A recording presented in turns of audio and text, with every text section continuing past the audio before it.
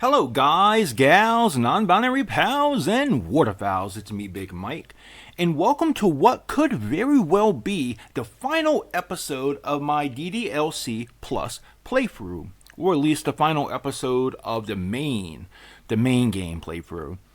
And I say what could be because it's all going to depend on how much time it takes us to get through the third day. So in Act 2 of DDLC, there are 4 days. We got to the first 2 already, and the third and the fourth day are kind of significant. But the last 2 acts aren't really as long. Like, I could probably get through the last 2 acts very fast. Especially the third act is only going to depend on how long I want to talk to Monica for, which, I want to talk to Monica a lot, so, we'll see. But anyway, in the fourth act, I think it's like 5 minutes total, but we'll see. But also, before I get any further, I just want to throw up a disclaimer here. So, DDLC is a game that deals with themes of depression and suicide. So if you're somebody who's sensitive to these issues, you might want to skip this video. This might not be the video for you. I have a lot of other videos on a lot of other topics you might find interesting. I don't normally do playthroughs, or at least I haven't in the past. This is kind of something new for me. So, but I cover a lot of different things you might like. But anyway, just kind of a quick recap of what happened in our last episode. So in our last episode, things started all over again in a Sayurialist world, and things were very similar, but just different enough to be off-putting. And I think it's noticeable, and also that there's a lot of glitches that take place. A lot of things that will really mess with your mind, and so yeah. But we're pursuing Yuri this go round. We're pursuing her as our interest, and Yuri is opening up, and there are some interesting things about her. There's some very interesting things about her. Some disturbing things about her we're learning, but some interesting things nonetheless. And then and the last episode kind of ended after Yuri and Natsuki had this huge fight. Like, if you saw, it was either the first or second episode of this playthrough, in Act 1 where they have a fight, it's just like that, but it's much more intense, and they're not holding back this go round. So it was crazy, and there was no Sayuri here to step in to save the day. So yeah. And we're getting more Monica too. More Monica, and she's wanting to spend more time with us. So, but yeah. And so that's essentially it for the recap of our last episode. Now, just a bit of housekeeping before we jump in to the gameplay. Now, if you notice, the screen I'm at this time, the screen I'm at for this playthrough is, or the introductory screen is very different from what it normally is. I actually was starting with Act 2. A lot of random things happen. In DDLC.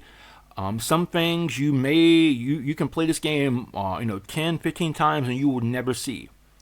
And I've actually had that happen to me recently during this playthrough. I've seen things that I've never seen before. And I played this game, well, the original and DDLC Plus, 15 to 20 times at least. So I wanted to start here, so when I start the game up, if anything crazy happens, you lovely guys, gals, non-binary pals, and waterfowls will see it.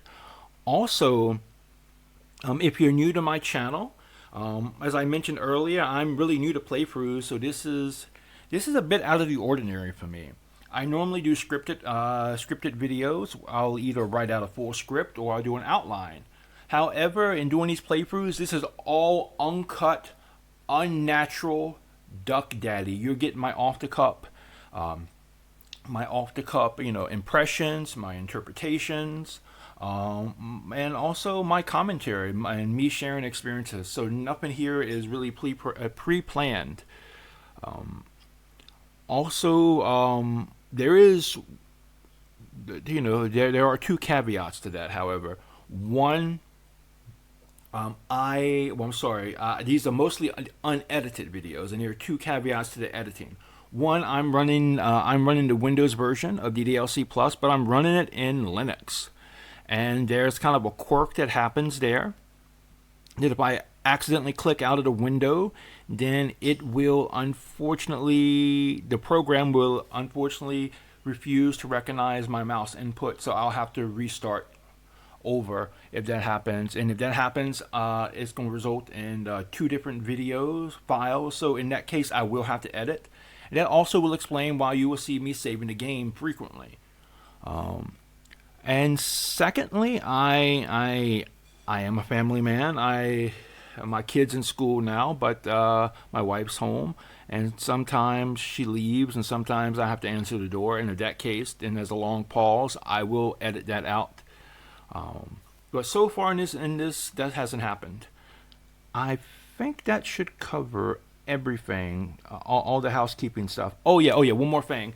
As always, once we're done with our main gameplay, we're going to go back to this operating system section of DDLC Plus and see if we unlocked received any new emails, and also we are going to check and see if we unlocked any new side stories.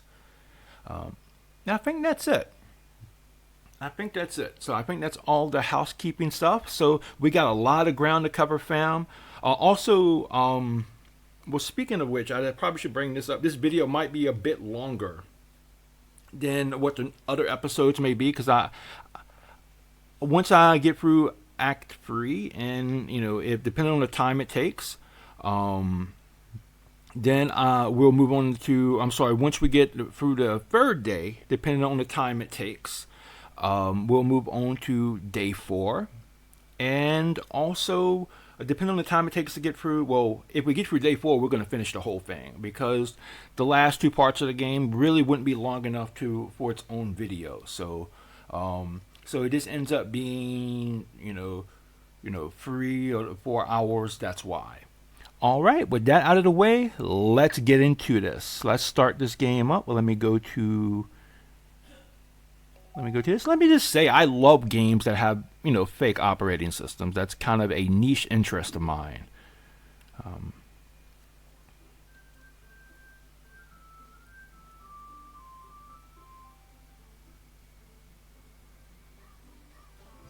And I just love how when I'm actually recording the intro, nothing crazy happens. So, like, I do a mic check when I start. First time I did my mic check today to make sure the sound and everything, the sound from the game, the sound from my mic, was all good. I got like a special, a couple of special openings, but this one, when I'm actually recording, nothing at all. So anyway, let's load our game, and we're just going to be writing a poem. Now, again, we're going after Yuri, so let's see. I think uncontrollable, hopeless,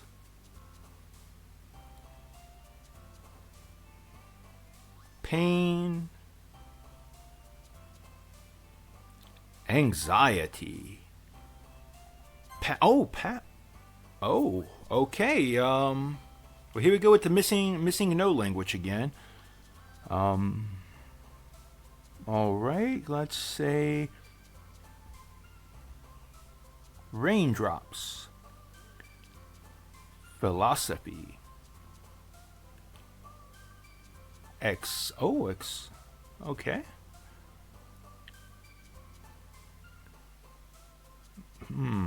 Let's say grief. Here, extreme. Yeah, Yuri is definitely extreme.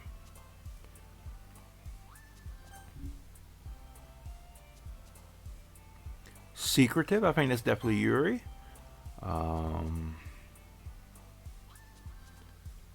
Fester, Existence, Intellectual, Dark, Analysis, Eternity, Atone, Suicide, and Tragedy. All right, we got us some Yuri. Another day passes, and it's time for the club meeting already. I've gotten a little more comfortable here over the past couple of days. Entering the club room, the usual scene greets me. Welcome back, Big Mike. Ah, hi, Yuri.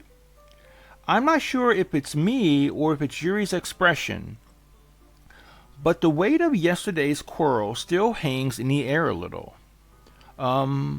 Yuri glances over her shoulder, looking around the room.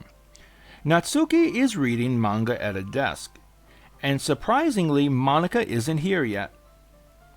Suddenly, Yuri takes my arm and pulls me to the corner of the room. Uh-oh, it's going down, fam. We're going to do it here, right here in the club room with Natsuki watching us. I mean, I ain't saying I'm not down for that. I've just never tried that before. But, hey, if it works, it works. About yesterday, I really need to apologize. Nothing like that has ever happened before. And something just came over me, I guess. Well, I got something that can come over you too. I wasn't acting mentally sound. That Yuri not acting mentally sound? Get out of here. No. That's not the Yuri I know and love. Please don't think we're usually like this. Not just me, but Natsuki as well. Yuri, I'm happy that you were considerate and apologized. You don't have to worry too much. Even though I've only been here a couple of days, I could tell something was off yesterday. Maybe we were just a little extra sensitive because it was our first time sharing poems. But whatever it was, it didn't make me think any less of you. I had already decided that there's no way you can be a bad person. And now that you have apologizing, I know you really didn't mean it. Big Mike, don't say these kinds of things so frankly. They make me a little too happy. A little too happy? I wonder what happens when she's too happy. I'm really glad that you're such an understanding person. And I'm really glad that you joined this club. Everything is a little bit brighter with you around and... sorry, what am I saying right now? Hey, have you guys seen Monica? No, I haven't. I was also kind of wondering where she was. Man... Yuri, I'm guessing you haven't either. Yuri, clearly taken back by how calmly Natsuki is addressing her. No, I haven't. Geez, this isn't like her at all. I know it's stupid, but I can't help but worry a little bit. What? Why are you looking at me like that? Natsuki, about yesterday. I just wanted to apologize. I promised I didn't mean any of the things I said. And I'll do my best to stay under control from now on. So, Yuri, what the heck are you talking about? Did you do something yesterday? It's what's going on with Natsuki. Why? It seems like she has no clue about yesterday. Yeah? Geez, whatever's on your mind, I'm sure it was nothing. I don't even remember anything bad happening. You're the kind of person who worries too much about the little things, aren't you? But I accept your apology anyway if it helps you to feel better about it. Besides, it's kind of nice to hear since I was always afraid you secretly hated me or something like that. Oh, I mean, something weird is going on here, but it is kind of nice to see them have like a tender moment together because they are often kind of at odds with each other. So, and I will say, as much as I've been shitting on Natsuki, I will say does seem very mature of her to she is acting very mature and very nice now. I will say, by the way, very nice. Now, hey, I mean, I'll accept it.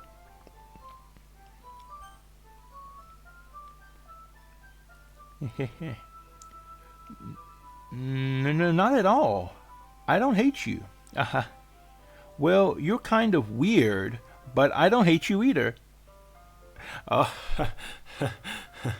I mean, you're both weird, but you're just both weird in very different ways.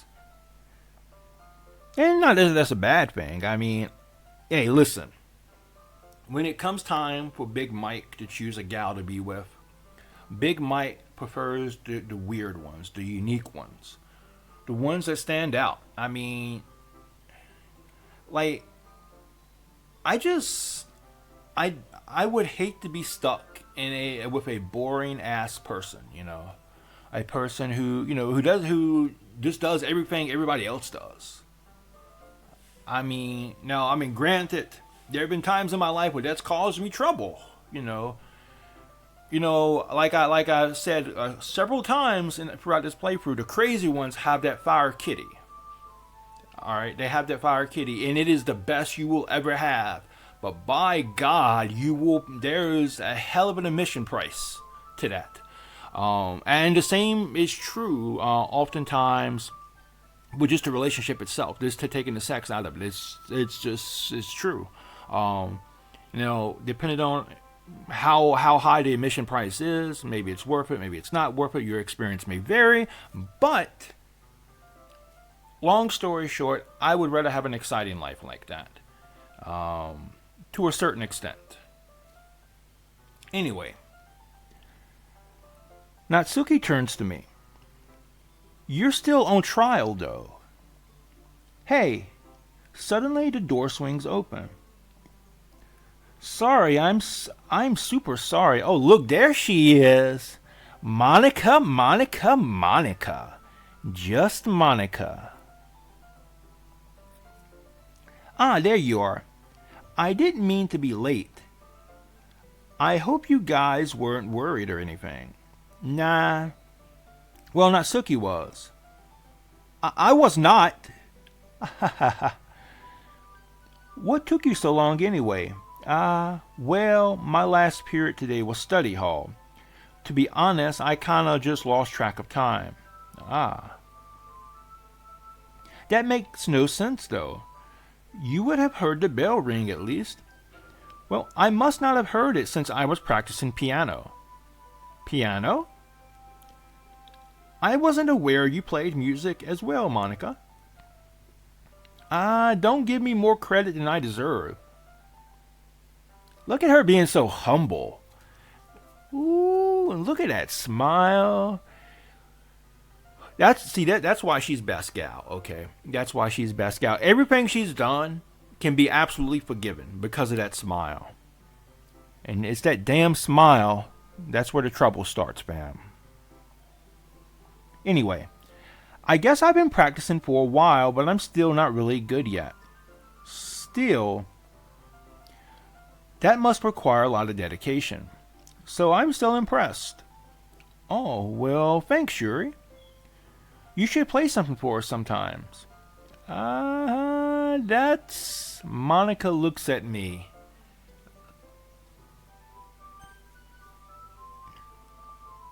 Well, I'm working on writing a song, but it's not quite done yet.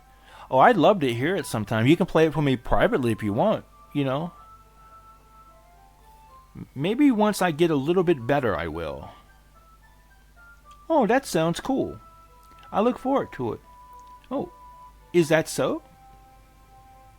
In that case, I won't let you down, Big Mike. Baby, you can never let me down, okay? Let's get that right now. Let's get that straight. You can never let me down.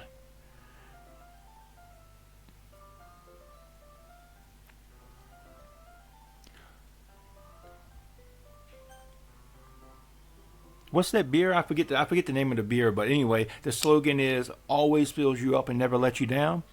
Yep, I will always fill her up and she'll never let me down. Anyway, Monica smiles sweetly. Ah, I didn't mean any pressure or anything like that. Don't worry. I was hoping that I could share it with you anyway. I guess that's why we've been practicing so much recently.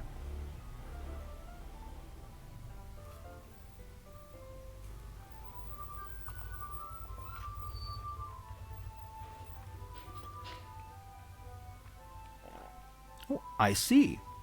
I'm not sure if Monica's referring to the whole club or just me.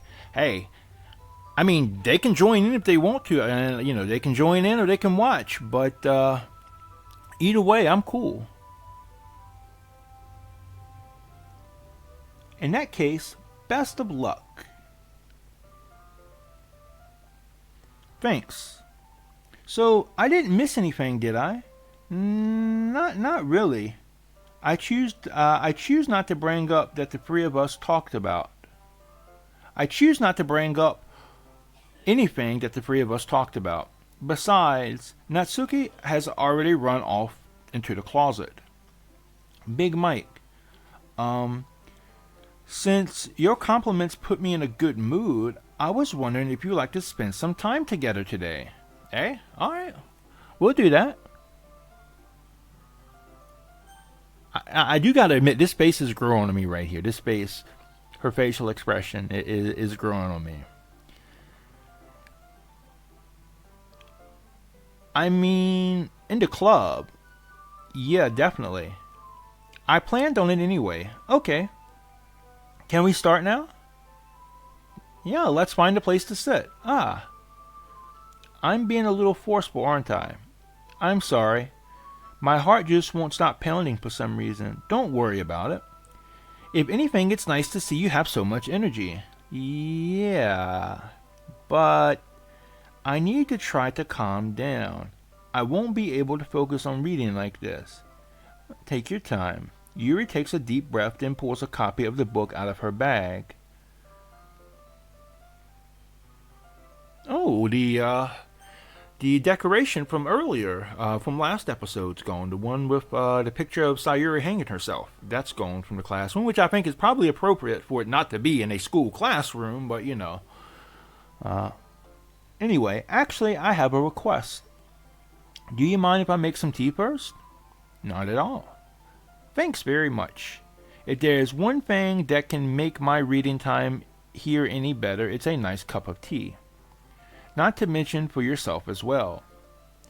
Yuri stands up and makes her way to the closet. I follow and watch as she retrieves a small water pitcher from the shelf. The kind with a filter inside. Can you hold this for a second? Sure. Yuri hands me the water pitcher and also fetches an electric kettle. I'm going to plug this in at the teacher's desk, and then I'll go get some water. She walks past me and sets the kettle down on the teacher's desk. I simply watch her movements. To my surprise, the way she moves really contrasts her speaking mannerisms. Especially because of her long legs, Yuri appears elegant and methodical. Well, I will say one of the things I've always thought about Yuri is that she's a very, very elegant person. Maybe it's the color of her hair, maybe it's her interest, but she always seemed very elegant to me.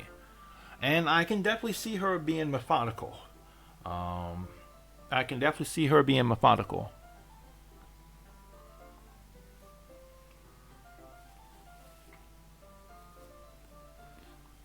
Okay, may I have some water? May I have the water picture? Thanks, I'll be right back. I might as well walk with you. That's okay.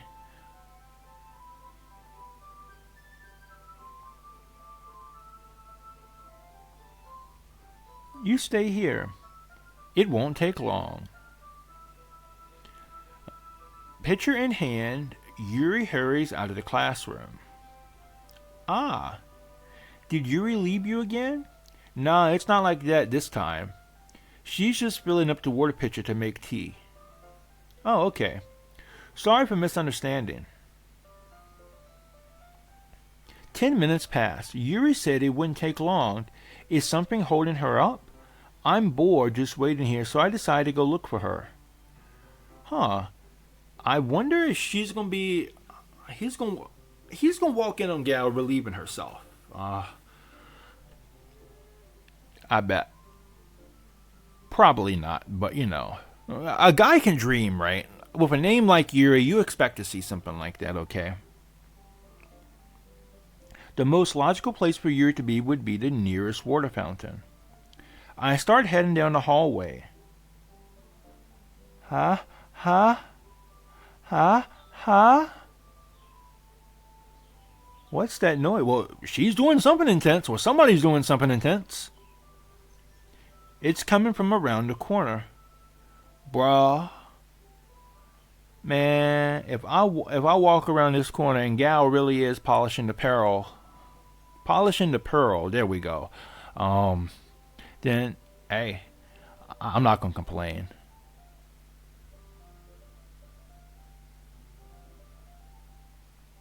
It sounds like breathing. Oh, I bet she is breathing heavy, if that's what she's doing. Good. A sharp inhale, like someone is sucking air through their teeth. Are they in pain? I reach the corner and peer around it. Yuri? Oh, fuck. Oh, like, Gal is cutting herself. Yeah.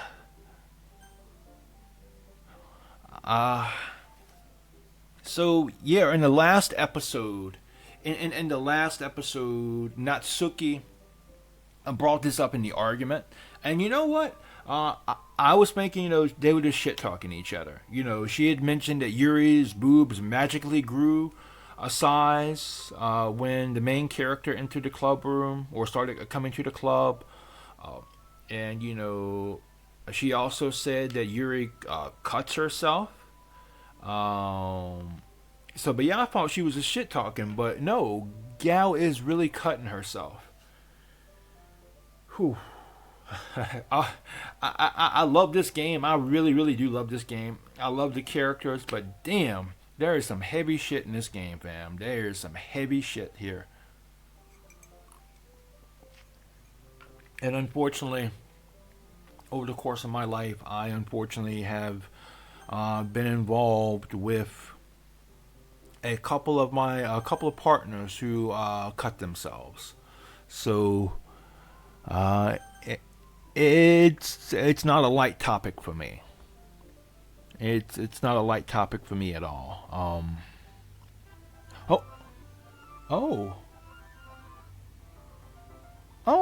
Okay.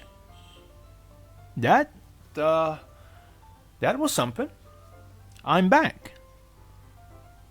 Thanks for waiting patiently.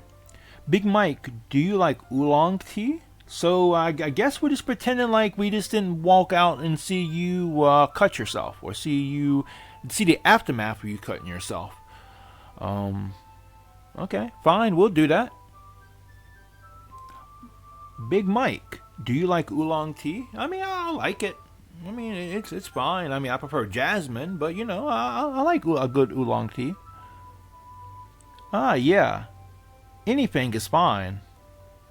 Very well. Yuri sets the temperature on the kettle to 200 degrees. Now it's time to get the teapot. You really do this properly, don't you? Of course. I shouldn't do any less when I'm making tea for others. Oh, I can respect that. Growing up in the South, hospitality is a very big part of our culture. And you have guests to come over. You always make sure they're properly served. Always give them the best. This actually kind of crazy coincidence, not crazy coincidence, but very interesting. The same is also true for the cultures here in Southeast Asia. When you visit somebody's house, you feel like you're somebody special. It doesn't matter if you're a poor person or if you're the president. You feel like you're somebody special. Hospitality is very, very big here too. So, but anyway, I can definitely respect Yuri for that. I can definitely respect Yuri for always wanting to, give the best when she's serving others. Anyway, even if I'm not an expert on tea or anything, in that case, you'll only be even more impressed. Perhaps I will. Yuri fetches the teapot and begins measuring the tea leaves. To my surprise, she even starts humming a little to herself. You must be in a good mood now. Is that so? Yeah, I was letting it show. And you noticed. I was doing a bit of thinking, and I decided that I would try expressing myself a little bit more. Well, okay, well, I want you to know, what do you mean by expressing yourself here? Because if it's expressing yourself like you did in a hallway, we need to have a talk about that, sweetheart. We need to sit down and we need to have a real heart-to-heart about that, because that ain't good, sweetie. That ain't good at all. It turns out it's not very hard for me to do, when it's you who's around anyway. That's great, Yuri. Just don't push yourself too much. You're always worrying about me, Big Mike. It's very endearing. Yuri wasn't kidding. I don't even know if I can keep up with this. I watched Yuri pour a cup of tea for each of us. Big Mike, I have another request. Do you mind if we sit on the floor today? Yeah, why is that? It's a little bit easier on my back. Huh. Yeah, you know what? She does have some really big assets. And by assets, I mean her breasts. And by her breasts, I mean she got shade going on there, fam. I mean, if you're outside on a sunny day, you could stand under Yuri's breast for shade. Okay, so I can see why she would have some back problems. I can read with my back against the wall rather than bending over my desk. Sorry, I didn't realize. No worries. I just have back pain fairly regularly, so I do my best to manage it. Is that so? I wonder why that is. I wonder why that is. God, bro. I can't be too hard on the guy because, when I was younger, when I was in high school, like most dudes interested in gals, you like the big knockers. You like the, you love the giant jugs. But you don't really think about the physical impact, those massive melons would have on the gal who's gifted with them. And I too have dated a gal who had really bad back pain because of that. So yeah, it is a very real thing, but it's also very real for guys, and at this time in their life, to be oblivious to that fact. So I can't really shit on him for that. It's most likely because your posture, right? Always hunched over like that while reading. So either guy is really, really innocent, or he's a genius and he's saving the day. I don't know. We don't know which one yet. Yes. Yeah, I have terrible reading posture. So that's why we should sit on the floor. Fair enough. Look at this relieved look on her face. I go ahead and get the book. I retrieved the book from my bag.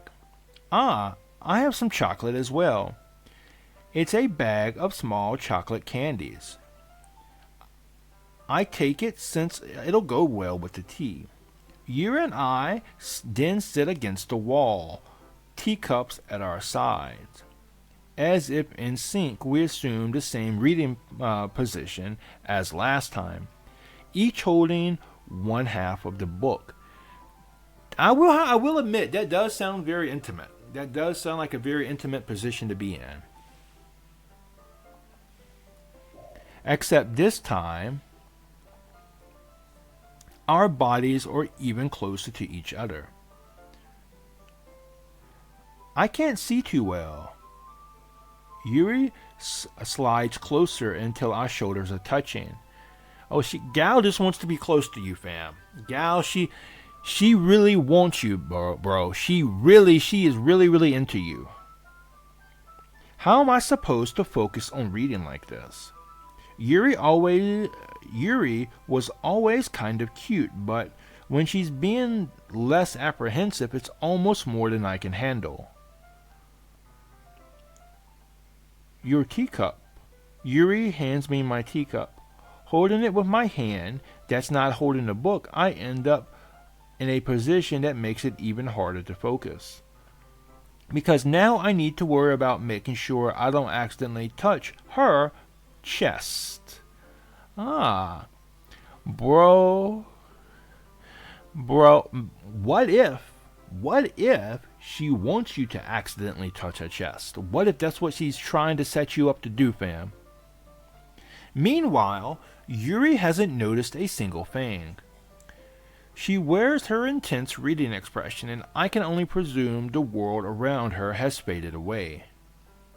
I use all of my willpower to focus on reading. Hey, you know what? Godspeed to you, fam. Godspeed to you, because if I was in this situation at your age, there was no way I could focus on a book.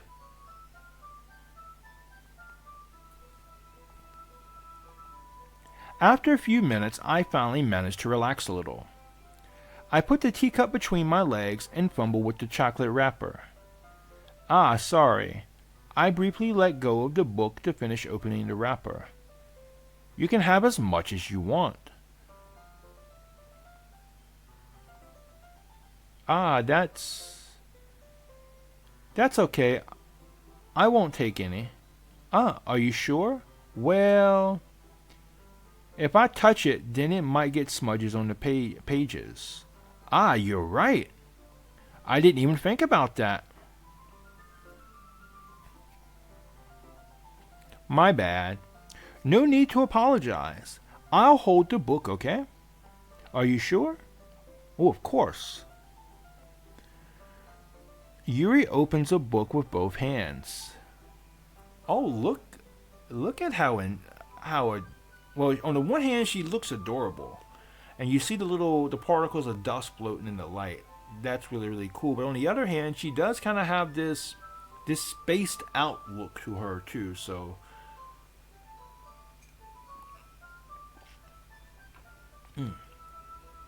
anyway, Yuri opens the book with both hands. I bet the main character's also thinking of something else she could be doing right now with both hands. Anyway, she holds it so that I don't have any harder of a time reading from it. But as a result, her left arm is practically resting on top of my leg. Bro, she gonna feel that pen at him. She's going to feel you pitching the tent. Well, in that case, Yuri is already totally focused on reading again. I take a chocolate candy and pop it into my mouth. Then I take another chocolate and hold it up to Yuri. She doesn't even look away from the book. She simply puts her lips as if this situation was completely natural. But that means I can't stop here. I apprehensively place the chocolate in her mouth. Huh.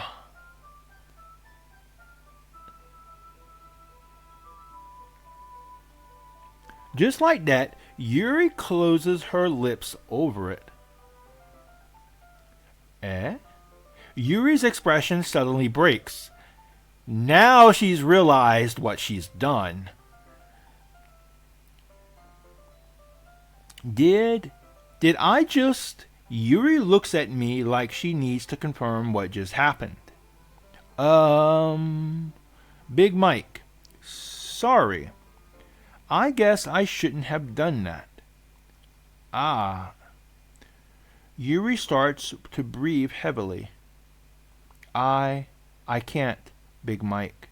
Suddenly, Yuri forcefully grabs my arm and jerks me to my feet. Oh. I mean, I got something else you can grab and jerk if you want to. I mean, you ain't necessarily got to grab my arm. I mean, you might mistake it for an arm, but you know, it happens. My teacup gets knocked over. Oh, hell yeah. Yuri is in the mood now and she does not care the chaos that she causes. I think we are about to score. I really do. Big Mike. My heart won't stop pounding, Big Mike. I can't calm down. I can't focus on anything anymore. Can you feel it, Big Mike? Yuri suddenly presses my hand against her chest. Oh, hell yeah, here we go. Here we go, fam. It's going down.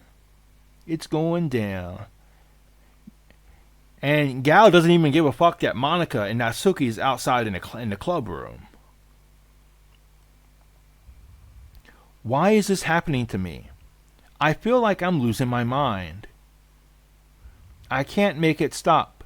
It even makes me not want to read. I just want to look at you.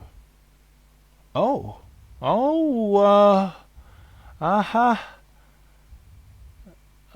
Oh, okay. I mean, yeah, well...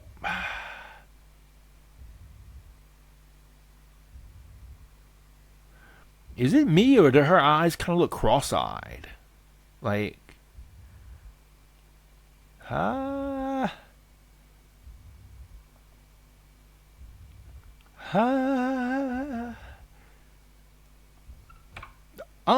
Oh, Monica's gonna join us now. Oh, hell yeah. Hell yeah. We didn't hit the jackpot, fam. We didn't hit the jackpot. We're gonna have both Yuri and Monica at the same time. God damn. It's time to share a poem. Oh, well. Whew. All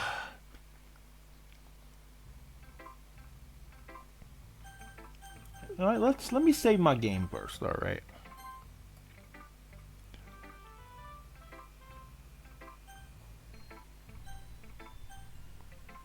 All right.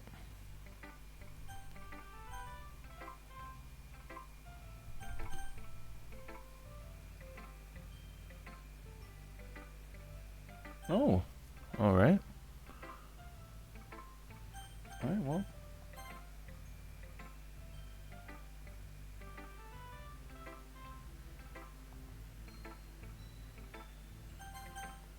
All right, so let's start with Monica, because Monica is the best girl. You know, always start with Monica. Big Mike, I think you saw something earlier that you weren't supposed to see. No, that actually didn't happen, actually. I was going to see something. I definitely was going to see something before you came into the closet. And listen, okay? Listen. You want to join in? I would love that, actually. But if you're not going to join in, at least don't cock block me, fam. Don't cock block me. I didn't want to have to tell you this, but I don't think I have a choice. It's getting kind of dangerous for you to spend so much time with Yuri.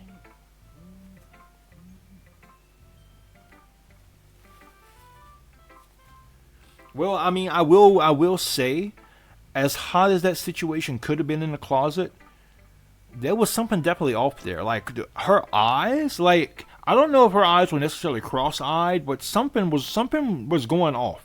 Something was going on in their closet, and It wasn't necessarily hot and steamy. Okay, I mean, the possibility of it being hot and steamy was there, but there was something odd. I've been with quite a few girls in my life, but nothing like that has ever happened. I've never had a gal to tell me she can't do anything but just look at me. That's odd.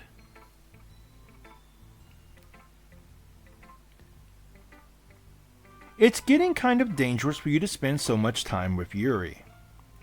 I don't know why, but she seems pretty easily excitable when she's around you. Which shouldn't be a problem in itself, but when Yuri gets too excited, she finds a place to hide and starts cutting herself with a pocket knife. Okay, well, one, if you know this, have you tried to talk to Yuri about this? Two, like, how common knowledge is it that gal has a pocket knife at school? That can't be kosher, right? That can't be halal at school. Even in Japan, that can't be halal.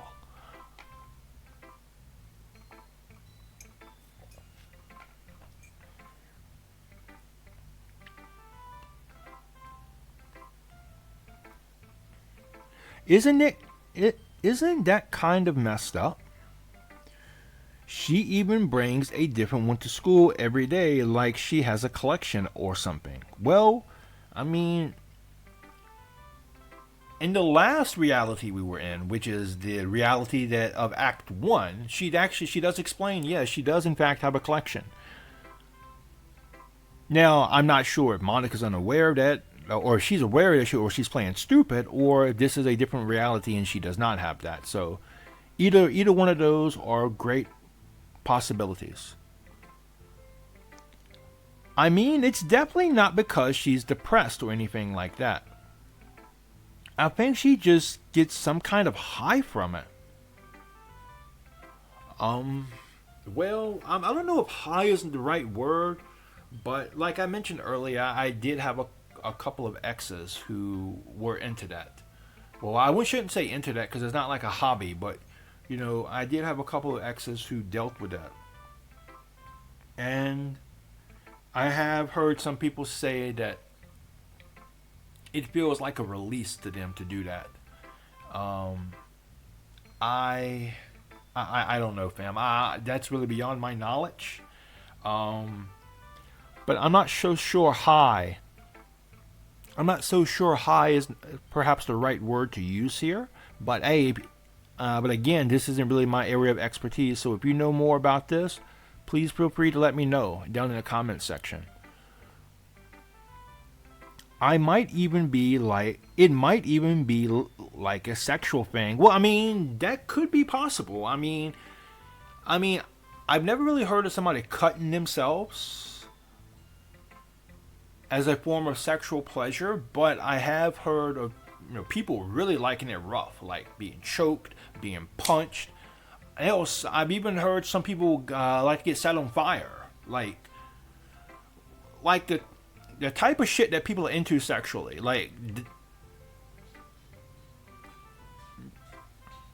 It's crazy. It's crazy.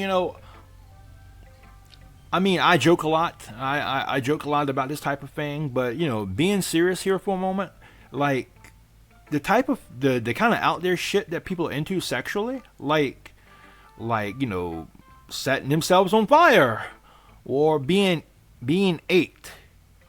And when I say being ate, I don't mean I'm not talking about oral. I'm talking about literally being I'm talking about cannibalism. Okay, the type of shit people get off on, like it's way too extra, way too extra. But I don't know. Maybe Yuri might get some type of sexual pleasure from cutting herself. And you know what? As long as I don't have a problem with what people do sexually. I really don't. As long as everybody's legal and everybody has consent and you're not hurting each other or yourself in a way that, that's, it's going to change you for the rest of your life. Anyway, but the point is, you're kind of been enabling her. I'm not saying it's your fault though, but I guess that's why I had to explain it to you. So I think if you keep your distance, that would probably be the best for her. I mean, are you just trying to make an excuse to spend time with me? Because, I mean, you don't really have to make an excuse to do that, because, you know, I want to spend time with you just as much as you want to spend time with me, baby. While you're at it, don't be shy to spend a little more time with me. Oh, there we go. See? Damn, in a different world, there would be a Monica route in this game. To put it lightly, I at least have it together in the head, and I know how to treat my club members. Hey, I bet you do. I bet you do. I bet you know how to treat your club members. I mean, I have heard good things about you. I have heard things about you, let's say, from some of the other club members. But anyway, you want to read my poem now? I like the way this one turned out, so I hope you do too. Save me. The colors they want. Bright, beautiful colors. Flashing up, expanding, piercing. Red, green, blue. An endless cacophony of meaningless noise.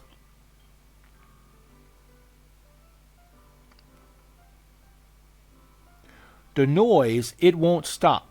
Violent, grating waveforms? I'm taking that to be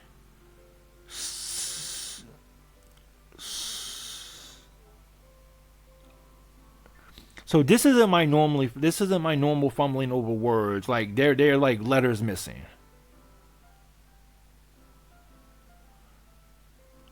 Something screeching, piercing, sine, cosine, tangent. Like playing a chalkboard on a turntable. Like playing a knife on a breathing rib cage. Endless. Something, I think meaningless is the last word.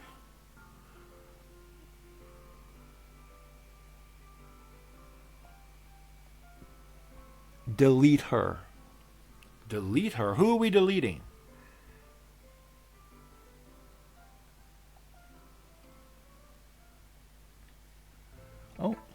Oh, are you feeling okay, Monica? You looked a little glitchy there for a moment. Sorry, I know it's kind of abstract. I'm just trying to, well, never mind. There's no point in explaining. Anyway, here's Monica's writing tip of the day. Sometimes you'll find yourself facing a difficult decision. When that happens, don't forget to save your game. You never know when, who am I talking to? Can you hear me? Yeah, I can hear you. I'm right here. Tell me you can hear me. Anything. Please help me. Oh, okay. That's my advice for today. Thanks for listening.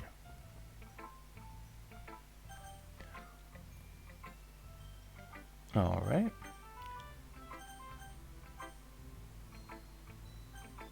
Let's save the game again.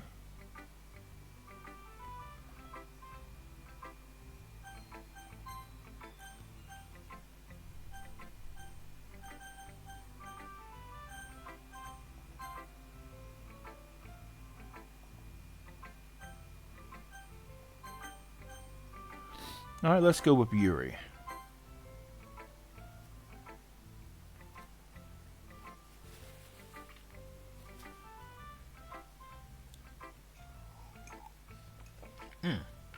That's some good coffee. Anyway, I've been waiting for this. Let's see what you've written for today. Yuri stares at the poem with surprised expression on her face. Do you like it? Big Mike. This one might be even better than yesterday's. How did you even pick up on this so quickly? Just yesterday I was telling you the kind of techniques worth practicing. Maybe that's why. You did a good job explaining. I really want to try to give it more imagery. Yuri visibly swallows. Well, you know. I mean, you know, I mean, okay, this is too easy. Okay, I'm not going there. That's too easy. That's low hanging fruit. That's low, even by Big Mike standards. That's low hanging fruit. Even her hands appear sweaty. She swallows and her hands appear sweaty. I'm trying very hard here to take the high road, just so you know. Okay. That makes me so happy. It's so amazing to feel like I'm valued, Big Mike. Everything that you write is a treasure to me. My heart pounds just holding it. I want to write a poem about this feeling. Is that bad, Big Mike? I'm not being weird, right? I'm having a harder time than usual at concealing my emotions. Love will do that to you, fam. Love. The really interesting thing about love is the heart will tell on itself at some point. You know, when you're really in love with somebody, you can't really hide it. It's going to show itself. It's going to bubble up. It's going to erupt. And probably the same is true for the other emotions as well. I'm kind of embarrassed, but right now I just want you to read my poem too. Okay? Wheel. A rotating wheel turning an axle, grinding, bolted, linear gearbox. Falling sky.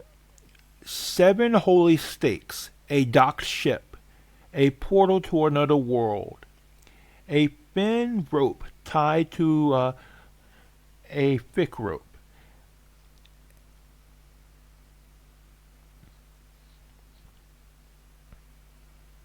A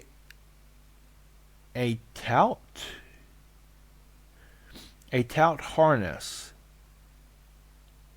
a parabolic gearbox, expanding universe, time controlled by slipping cogwheels, existence of God, swimming with open water in all directions, drowning. A prayer written in blood, a prayer written in time devouring snakes. With human eyes, a thread connecting all living human eyes, a kaleidoscope of holy stakes, exponential gearbox, a sky of exploding stars, God disproving the existence of God, a wheel rotating in 6 dimensions, 40 gears, and a ticking clock. A ticking clock. A clock that ticks 1 second for every rotation of the planet. A clock that ticks 40 times every time it ticks every second time. A bottle head of holy stakes tied to the existence of a docked ship to another world. A kaleidoscope of blood written in clocks. A time devouring prayer connecting a sky of 40 gears and open human eyes in all directions. Breathing gearbox, breathing bolthead, breathing ship, breathing portal, breathing snakes, breathing God, breathing blood, breathing holy stakes, breathing human eyes, breathing time, breathing prayer, breathing sky, breathing wheel. At first it sounded like she was going somewhere with that, like it was going to be a very deep, metaphorical, philosophical meditation on existence or time.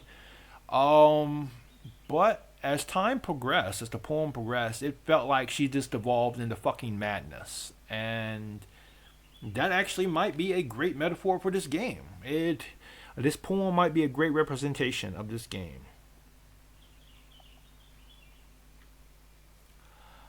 Aha. It doesn't really matter what it's about. My mind has been a little hyperactive lately, so I had to take it out on your pen. Oh, okay. I can definitely tell reading that poem, your mind has been a bit hyperactive. Ah, that is a pen fell out of your backpack yesterday, so I took it home for safekeeping. And okay. Well, you think I can have my pen back? I I just really like the way that it writes. So I wrote this poem with it. And now you're touching it. Ha ha ha ha ha. I'm okay. What did I just. Can we pretend this conversation never happened? You can keep the poem though. Well, can I have my pen back, please? I would really love to have my pen back.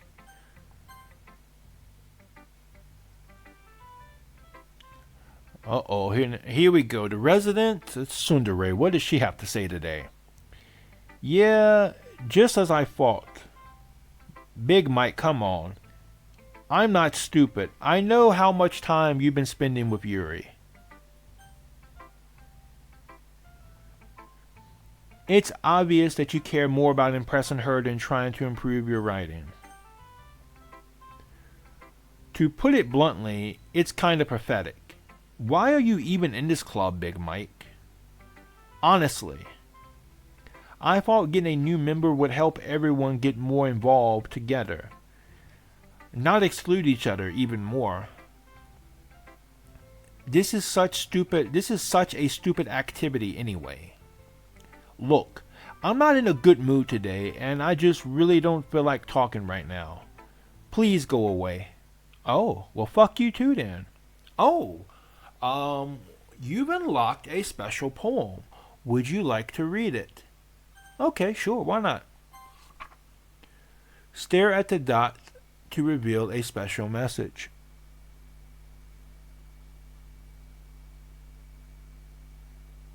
I love you. All right. No, I appreciate that. I guess I love you too. Okay, oh, what the fuck is going on here?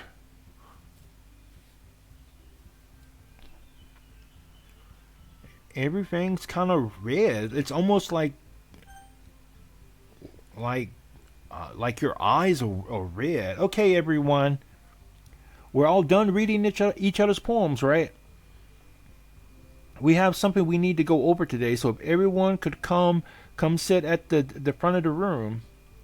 Is this about the festival? Well, sort of. Do we really have to do something for the festival?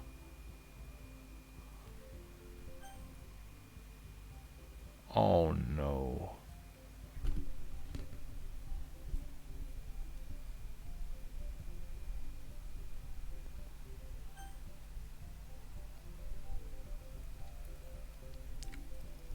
Do we really have to do something for the festival?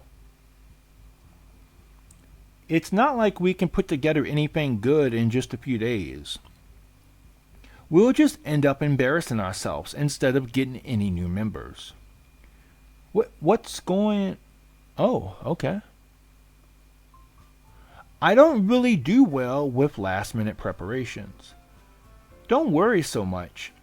We're going to keep it simple, okay? Look, I know everyone's been a little more lively ever since Big Mike joined, and we've started with some club activities, but this isn't the time for us to become complacent. We still only have 4 members, And the festival is our only real chance to find more, you know? What's so great about getting new members anyway? We've already have enough to be considered an official club. More members would just mean everything gets noisier and more difficult to manage. Natsuki, I don't think you're looking at it the right way at all. Do you want to share your passion with as many people as you can? You know, it's interesting. You know, I haven't really considered this before. But you know, we tend to think of Yuri as being an introvert. But in some ways, I really feel like Natsuki might be just as introverted, but in her own ways.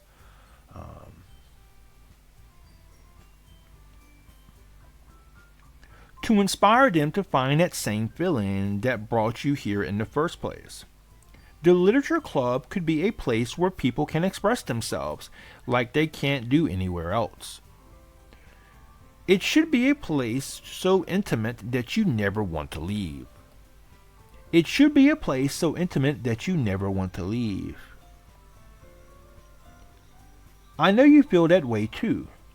I know we all do. So that's why we should work hard and put something together for the festival, even if it's something small. Right, Big Mike? Ah.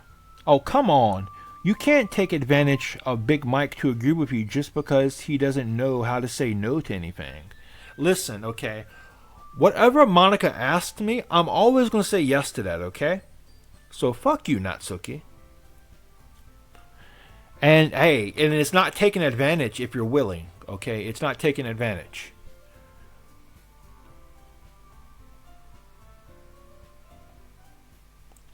Look, Monica. Oh, the music stopped.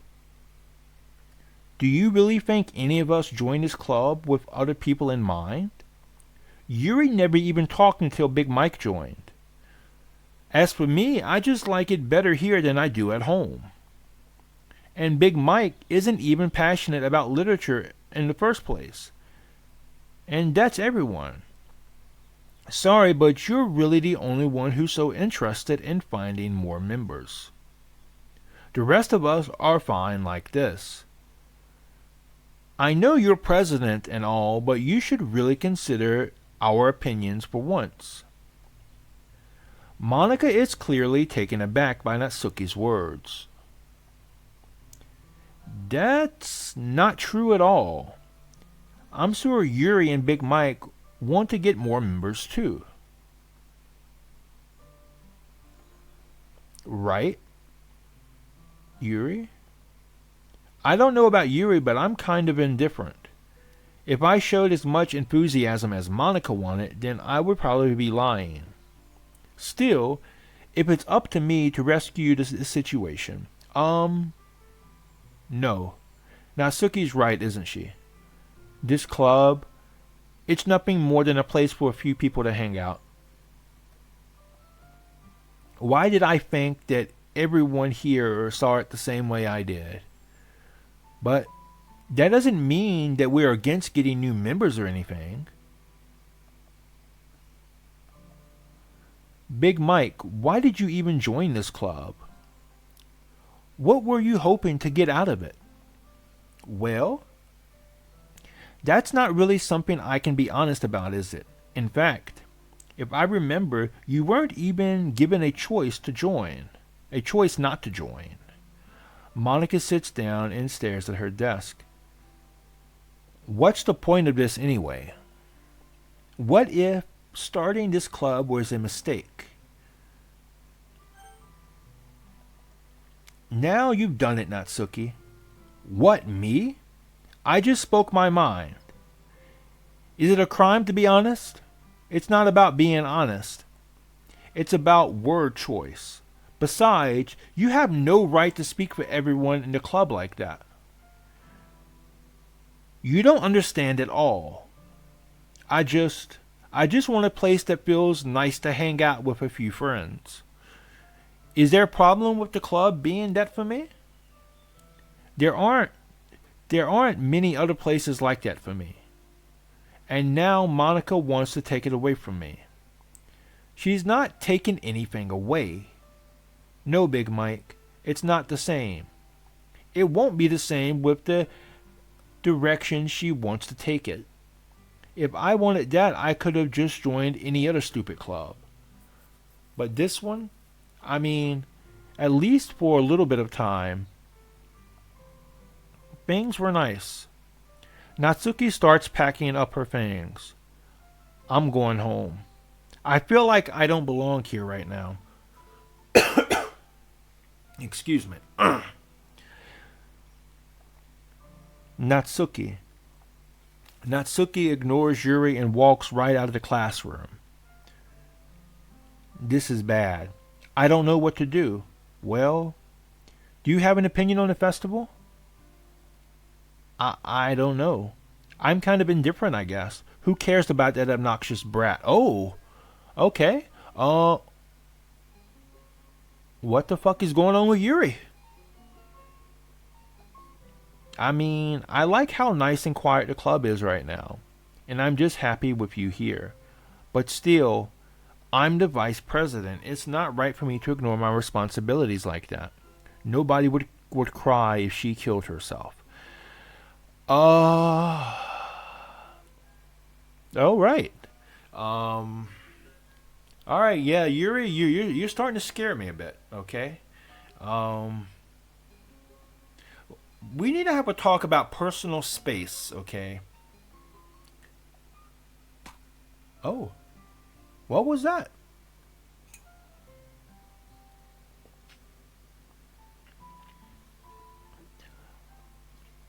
I should do my best to consider everyone's perspective and make the decision that's right for the club. But what about you, Big Mike? What do you want to get out of this club? You repeats the same question as Monica. I decide giving an indirect answer is better than nothing. I think the most important thing is for everyone to get along, and for the club to provide something that you can't get anywhere else. I don't think it's about how many members, but rather the quality of each member. That's what'll end up making the literature club a special place. I see. Yeah, I mean, I agree with the dude here. On the one hand, it is definitely about the quality and not quantity of people you have in a group. And you know, and every time you add somebody new to a group, the dynamic's going to change, even just a little bit. So, yeah, I think dude is onto something here.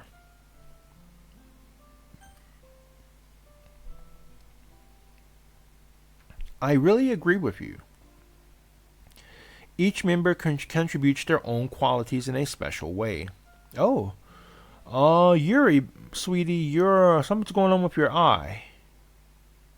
You probably should go see a doctor. That's the same eye that was floating away a couple episodes ago. Yeah, you really want to go get that eye checked out. With each change in members, the identity of the club as a whole will change too. I don't think that's necessarily a bad thing. Stepping out of your comfort zone once in a while. So if you would like to help Monica with the festival, then I'm on your side as well. Alright. Well, maybe we can all talk to Natsuki tomorrow. Yuri nods. Hey, Yuri. Eh? I know things were a little awkward yesterday, but I feel like you deserve to know that I still think you're a wonderful vice president. And also a wonderful friend. Monica, I want to do everything I can to make this the best club ever. Okay? Me too. Yeah. Let's go home for today. We'll talk about the festival tomorrow. Okay. I look forward to it. Shall we go, Big Mike? Please don't take this the wrong way, but I'm going to chat a little bit with Big Mike before we leave. Just to see what he thinks of his time here and all that.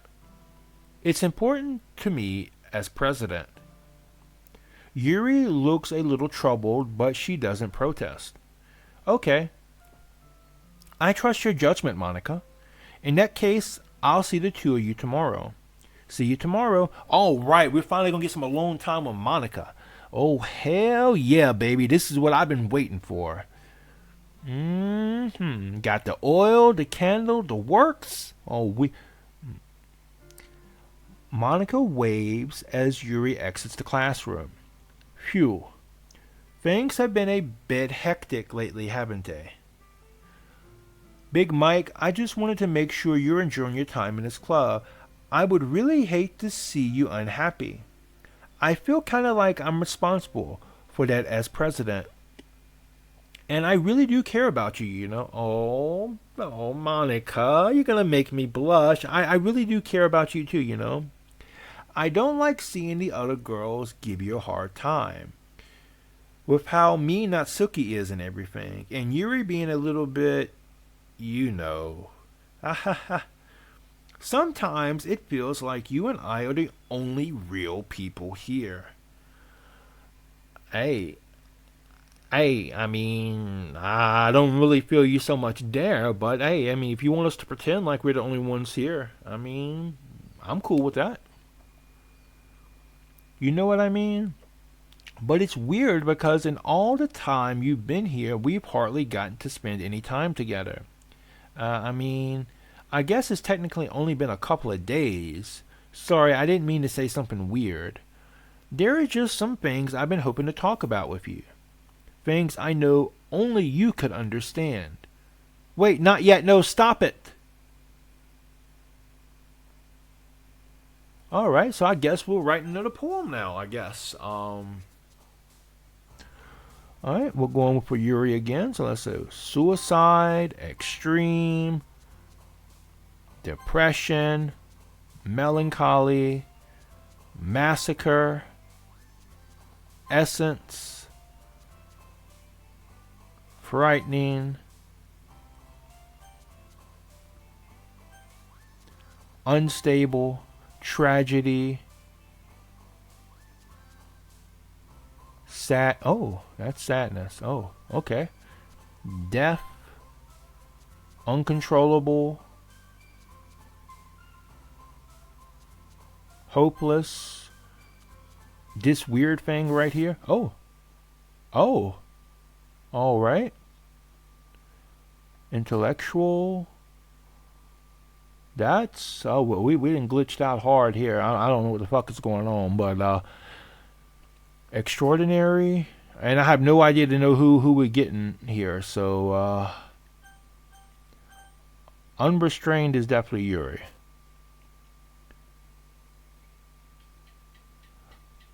Cage. Oh, what the fuck was that? I like literally fam. Literally, I have never seen this before. I've never seen this happen before. Nor have I ever heard that sound, whatever the hell that was, while playing this game. So, let's say prayer.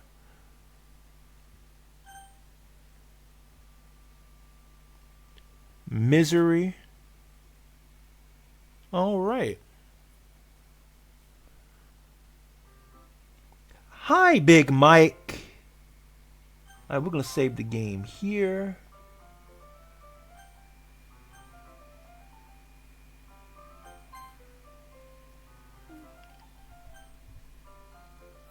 Hi, Big Mike. I've been waiting for you. Are you ready to continue reading? I brought my best tea today. Monica, I told you not to... Ugh. Is she really late again? Inconsiderate as usual, Natsuki. Excuse me? Must you always interrupt my conversations with your incessant yelling? What are you talking about? You say that like I do it on a regular basis or something. I just wasn't paying attention, okay? I'm sorry. Seriously, what's gotten into you lately? Me? Nothing. Is it really that bad? See, it is something. I'll get over it. It's not even anything noteworthy. I've just been feeling a little on edge lately. Anyway, we don't need to talk about it. Well, I just feel like I need to bring it up. It's not like I really care or anything. And there we go. There we go. The tsundere can't even express feelings for their friends. I mean, like, it's like they're so like.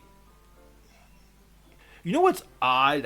It's odd, and one of the things I like about this game is that if you follow the tsundere character type, if you watch anime, you read manga, or you play other types of visual novels, then the tsundere is always shown having trouble expressing their feelings for their love interest, which is normally the main character.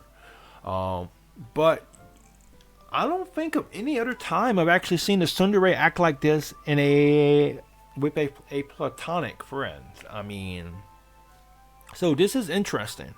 But yeah, she can't even express feelings for her friend. Oh man, I'm the last one here again. Well, Big Mike just walked in too. Were you practicing piano again? Yeah. Ha ha ha. You must have a lot of determination. Starting this club and still trying to make time for piano. Well, maybe not determination, but I guess passion. Oh, baby, I bet you're so full of passion. God damn, I would love to see how much passion you have. It motivates me to work hard for the festival and... Right. I forgot. About that, Natsuki. We were all talking yesterday and, well, we decided that we would like to support the festival as well. However, I understand how you feel about not wanting the club to change. I think we all kind of feel that way. So as long as we're all working together, this club will never become something we don't want. Also, if you help us out with the festival, then I'll buy you a new manga.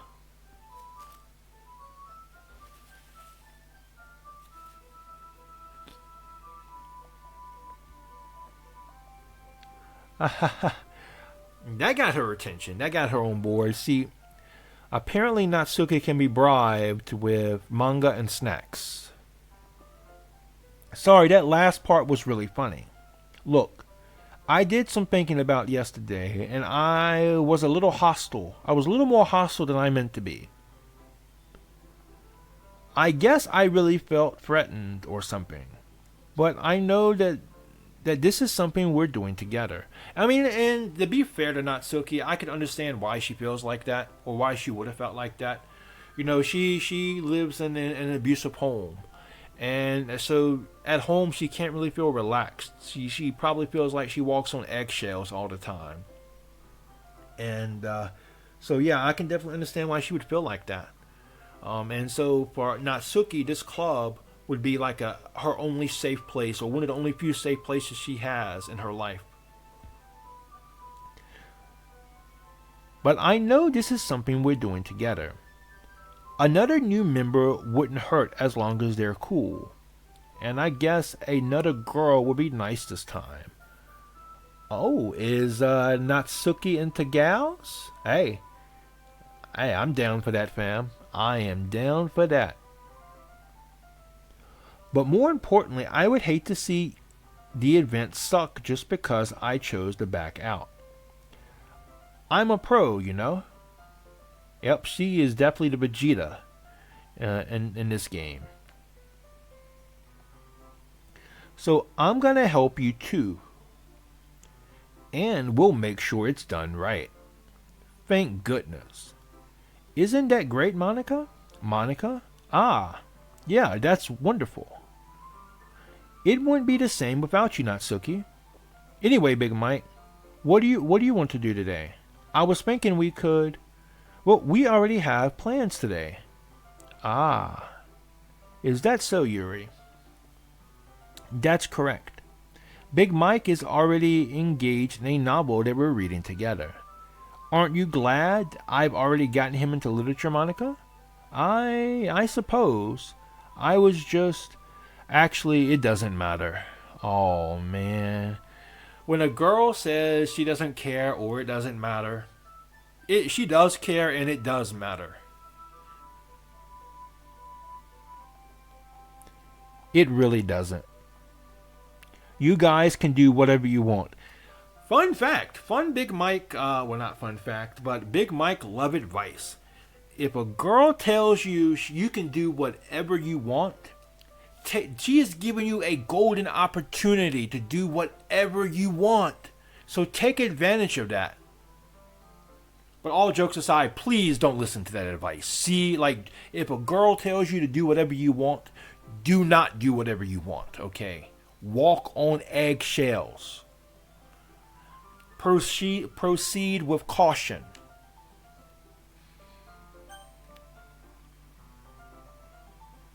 Yes, well, thank you for understanding, Monica. Actually, I have a request. Do you mind if I make some tea first? Not at all. Thanks very much. There's one thing that can make my reading time here any better. It's a nice cup of tea. And yeah, didn't you just say that yesterday? Not to mention for yourself as well. And yeah, I feel like we've seen this before. Yuri stands up and makes her way to the closet. I follow and watch as she retrieves a small water pitcher from the shelf, the kind with a filter inside. Can you hold this for a second? Sure. Yuri hands me the water pitcher and also fetches an electric kettle. I'm going to plug this in at the teacher's desk and then I'll go get some water. She walks past me and sets the kettle on the teacher's desk. I simply watch her movements. To my surprise, the way she moves really contrasts her speaking mannerisms.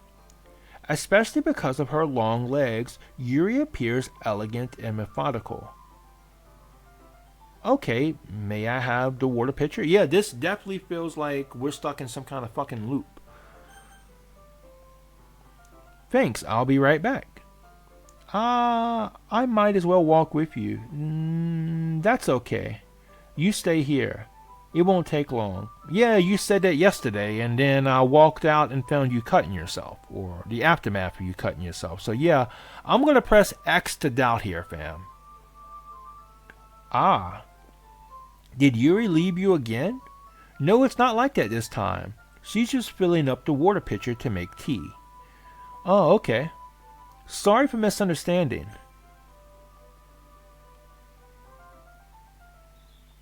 10 minutes pass. Yuri said it wouldn't take long. Is something holding her up? I'm bored just waiting here, so I decided to go look for her. Let's see. The most logical place for Yuri to be would be the nearest water fountain. I started heading down the hallway. Oh, fuck, here we go again. Ha, ha, ha. What's that noise? It's coming from around the corner. It sounds like breathing. Gah! A sharp inhale, like someone sucking air through their teeth. Are they in pain? I reach the corner and peer around it. Yuri? Gah!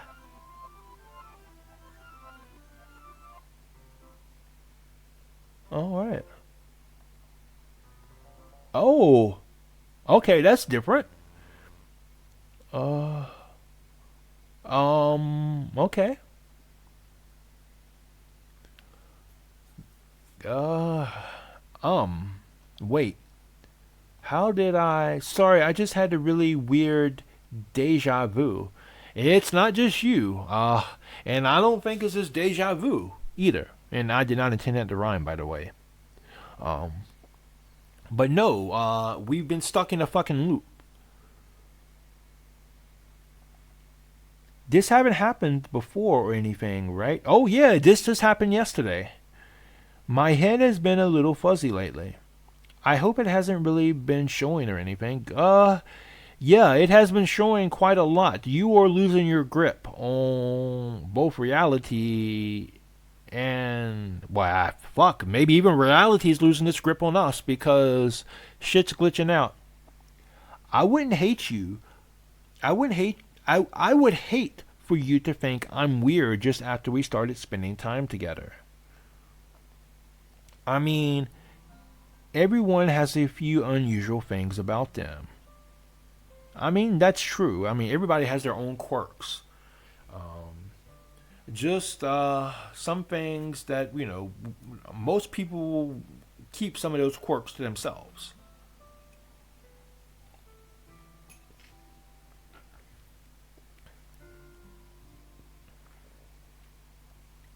But expressing those things so soon after meeting someone is usually seen as inappropriate or unlikable. At least that's what I've discovered. When I was a bit younger, I think I would come on really strong and then get a little too intense. I could definitely see that. I could definitely see that. I mean, canonically, in this reality, we've only been in the class or the club room together, what? This is the fourth day? And you're already acting like this towards me? Yeah, I would say probably coming on a little too strong there. I mean, don't get me wrong, intensity is good, but you kind of you want to make sure your timing is right with it. It made people not want to be around me. So I started hating those things about myself. I'm this is a difficult situation because you are who you are, okay? You are who you are. You're the kind of person you are. And you shouldn't really change that for the people around you, but sometimes some things you should probably keep to yourself.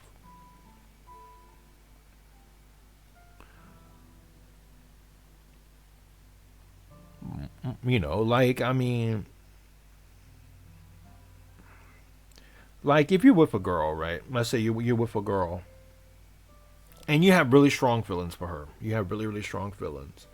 um you know and every situation is different. So, but I'm just speaking generally here. If you're with a girl and you've only been talking for like 2 or 3 weeks, you're probably not going to use the L word. You know, you're probably going to want to hold off on doing that. Um, in most situations, even though that's how you really feel, and you know, because if you come on too strong too soon, you can fuck up everything. So on the one hand, it's good to be true to yourself, and it's good to not let other people change you. But on the other hand, there are certain societal expectations that we have, especially in relationships, of what we can and can't do, or should and shouldn't do, and whether or not we agree with the rules or not. Unfortunately, society plays by those rules. Um, so yeah, this is really a situation. This is really, I can see both sides of this situation here. My obsession with certain hobbies, and the way I can't control myself when I get too excited about something. Yep, we talked last time. I have this theory that Yuri, and I mean this in the most respectful way, might be autistic. So she has special interest. She gets excited about it. She gets overstimulated, and she has to stim. Her issues with social interaction. You know. But anyway, so I eventually stopped trying to talk to people. If nobody could ever like me for the things that matter most to me, then it's just easier if I close myself off.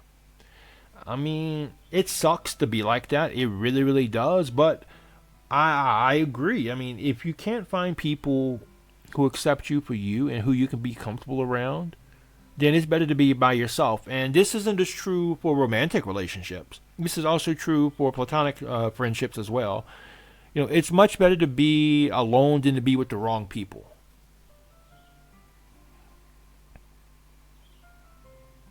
Then it's just easier if I close myself off. But recently something's been wrong. I don't know what it is. But every time we come to the club, my heart starts to go crazy. Like it's going to rip out of my chest. It overwhelms me with energy and emotions that I can't let out. It's been making me do weird things. I don't know why it's happening. Big Mike, is it just me or has Monica been acting a little off lately? She's always been a sweetheart ever since I joined the club, but recently I've been feeling something sharp whenever she's around. Oh, look at those eyes. I'm not crazy, right? I'm not crazy, right? Well, I wouldn't call. God damn. Sorry about that. I'm not crazy, right? Well, I wouldn't call you crazy to your face at least, but you might be a little crazy. Please tell me I'm not. I would definitely never call you crazy to your face. I I couldn't say anything before because she's always listening. But finally, we're alone. We can just stay here for a while. Yeah. All right. I just want to stay here.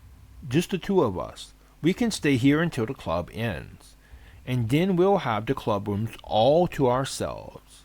Nobody to interfere with our reading time. Nobody to make me feel like stabbing myself in the throat. That's an odd thing to say, but okay. All right.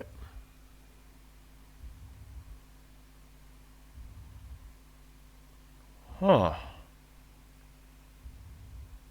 I just love how she's. I'm stuck here for a moment because I'm watching how her facial expression kind of changes sometimes. It's odd. It's odd. Like, but the facial expressions are kind of random. She changes too. Um, ha ha ha ha. That was a joke. I see Yuri has a very dark sense of humor. And you know what? I can appreciate that. Just a joke. I do like knives, though. It sounds strange, but you wouldn't understand if you've never seen how beautiful they can be. I have an idea. Why don't you come to my house sometime? Uh, you know, normally when a beautiful girl invites me to their house, I get really excited over that. But I kind of have a feeling that if I go over to your house, I'm not going to be leaving. Or at least I'm not going to be leaving without a lot of effort involved in me leaving. I can show you my collection.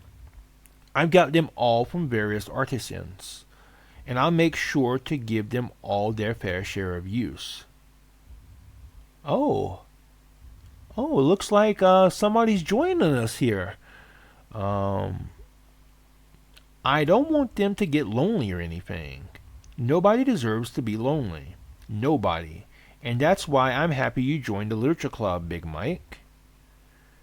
Now, we don't need to be lonely anymore because we have each other. Okay, yeah, we have each other. Every day. That's all we need.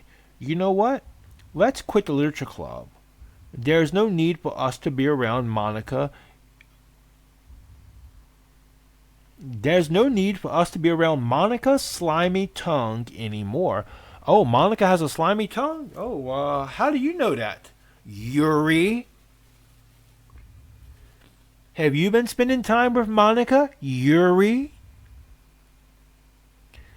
Have you felt Monica's slimy tongue? Yuri?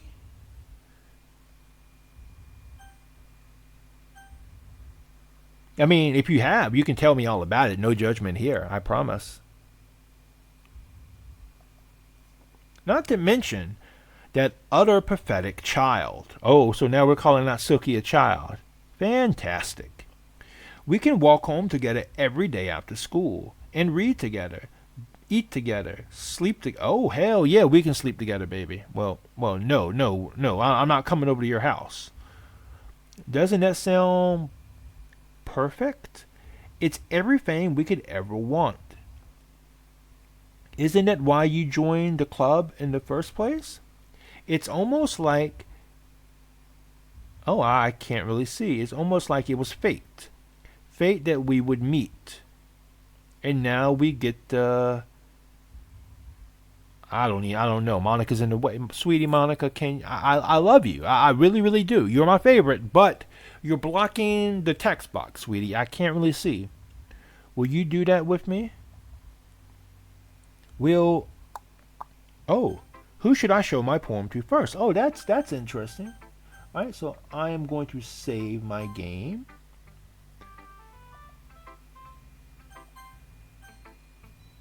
Boom. All right. So let's go with Monica. Don't say I didn't warn you, Big Mike. Is she threatening me? Is Monica threatening me? I feel like I'm being threatened.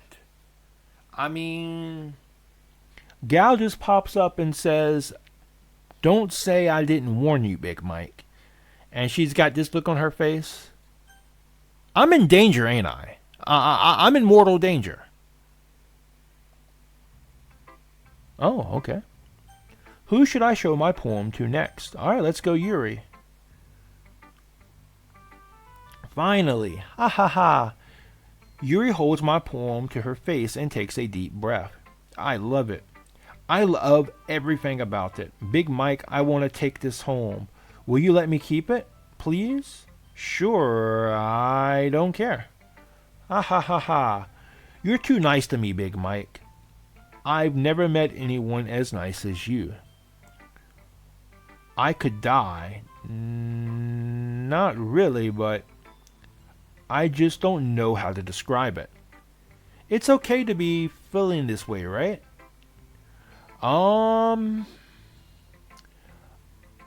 Probably not, okay? And I'm saying probably because I'm scared to tell the truth around you. You scare me. I mean, I like them crazy. I love them crazy. I do. But you might be a little too much, even for me. You might be a little too out there, even for me. It's not bad, right? Yuri holds my poem to her chest. I'm going to take this home with me and I'll keep it in my room. I hope that it makes you feel good when you think about me having it. I'll take good care of it. I'll even touch myself while I'm reading it over and over. Oh, okay. All right. I mean that's crazy, but that's also kind of hot too. I mean that's not kind of hot. That is fucking hot. Okay. All right. I'm back on board again. You won me back over. I'm won back over. I'll give myself paper cuts so your skin oil enters my bloodstream. Okay, you're losing me again. Okay, you're touching yourself while reading my poem. That won me over. But giving yourself paper cuts so that the ink will enter your skin and go to your blood because it came from me, that's kind of losing me again, Yuri. I'm going to be honest with you. I'm going to be honest. Ha ha ha ha ha. You can have my poem too. Besides, after you read it, I know you'll be really going to want to keep it. Here, take it. I can't wait any longer. Hurry, read it. I'm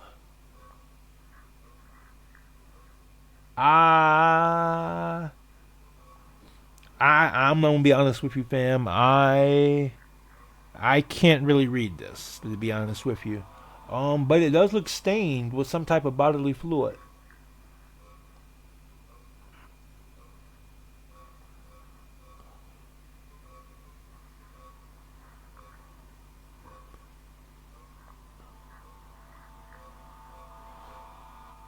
All right.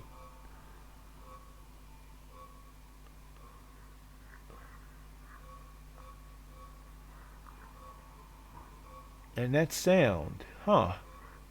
I wonder what kind of bodily fluid that is. With Yuri, it could be blood, it could be urine, it could be other types of lubricant, bodily lubricant. But yeah. Oh shit. Do you like it? I wrote it for you. In case you couldn't tell, the poem is about Oh, okay. The text is going off the text box. That's fantastic. And it's the missing no language again. The missing no language. More importantly, I've endowed it with my scent. Oh, okay. So I guess that was urine then. That was urine. Listen, sweetie. All right, let me be very clear about this. Okay, I'm an adventurous guy in the bedroom. I'm willing to try lots of different things, but I'm not into pissing. I am not into urine, and I'm not into defecating in the bedroom. Okay, so if that's your idea of a good time, you might want to find a different person, cause that ain't me, fam. See, aren't I the most thoughtful person in the world? Oh, I I think I'm going to vomit. Oh, okay. Who should I show my poem to next? Natsuki. What? You gave your poem to Yuri? Gross. What is with you two? It's not like I wanted to read it anyway. It's just pissing me off a little that you didn't even think to show me at all. Ugh. Okay, I guess I'm going to show you my poem with you anyway. I really hate that I have to do this. But unfortunately, I don't have much of a choice. Just read it carefully, okay? Then you can go away. Oh, well, fuck you too then. Oh. I don't know how else to bring this up, but there's been something I've been worried about. Yuri has been acting kind of strange lately. You've only been here a few days, so you may not know what I mean, but she's not normally like this. She's always been quiet and polite and attentive, things like that. Okay, this is really embarrassing, but I'm forcing myself to suck it up. The truth is, I'm really worried about her, but I try talking to her and she'll just get mad at me again. I don't know what to do. I think you're the only person that she'll listen to. I don't know why, but please try to do something. Maybe you can convince her to talk to a therapist. I've always wanted to try being better friends with Yuri, and it really hurts me to see this happening. I know I'm going to hate myself later for admitting that, but right now I don't care. I just feel helpless, so please see if you can do something to help. I don't want anything bad to happen to her. I'll make you cupcakes if I have to. Just please try to do something. As for Monica, I don't know why, but she's been really dismissive about this. It's like she just wants us to ignore it, so I'm mad at her right now. And that's why I'm coming to you about this. Don't let her know I wrote this. Just pretend like I gave you a really good poem, okay? I'm counting on you. Thanks for reading. Oh, damn. Now that's surprising. You know, this whole time she's been this cold and this kind of, well, like us. I've been saying, your archetypal tsundere. Like, but to see her come to this and to see that her struggle with this, like she's really, damn. Like, it just kind of shows how complex people can be. You know, people. You know, sometimes people just don't know how to show their emotions. You know, sometimes people, they're not good at that type of thing. And, you know, I mean, not saying it's good and not good at it, but, you know, people are just different. And, you know, and they're not wrong for being like that. You know, people just have different things they're good at, especially when it comes to emotions and expression themselves. So I do feel bad for Natsuki because, well, in addition to her home life, it seems like she really wants to be friends with Yuri. Like, despite their differences. And I will also say that it's pretty fucked up that a letter like this is set to Natsuki's normal music. That's some fucking dark humor right there, fam. Oh. Now we're glitching out again. I changed my mind. Oh, now she's Slender Man. Oh, fantastic. Fantastic. I guess Slender Woman. I changed my mind. Ignore everything you just read. There's no point in trying to do anything. It's Yuri's own fault that she's so unlikable. Can you hear me, Big Mike? If you just spend more time with Monica, all these problems would go away. Well, God damn, I would love to spend more time with Monica. God damn. Well, God damn, I would love to spend more time with Monica. Unfortunately, I can't. Yuri and I are too messed up for someone as wonderful as you. Just think of Monica from now on, okay? Just Monica. Just Monica. Just Monica. Just Monica. Just Monica, okay? Monica. Oh, we're starting over, I guess. Just Monica. All right. I will say yes. Okay. A dream. I was staying over at my friend's place. There was 4 of us. I drifted off to sleep while everyone was talking and watching TV. In my dream, I was still at my friend's house. The only difference was there were nails sticking out of the walls everywhere, and there was also someone I didn't recognize. The person I didn't recognize told a joke, and everyone laughed. I woke up to the sound of everyone laughing at something that happened on the TV, so the laughing was not part of the dream. It was the noise that woke me up. I wonder who that person was and how they knew to tell a joke at that moment. All right. I mean, I've had that happen to me before. I've had, my dreams be affected by the things around me, as I'm sure most people have. It's an interesting experience. It really is.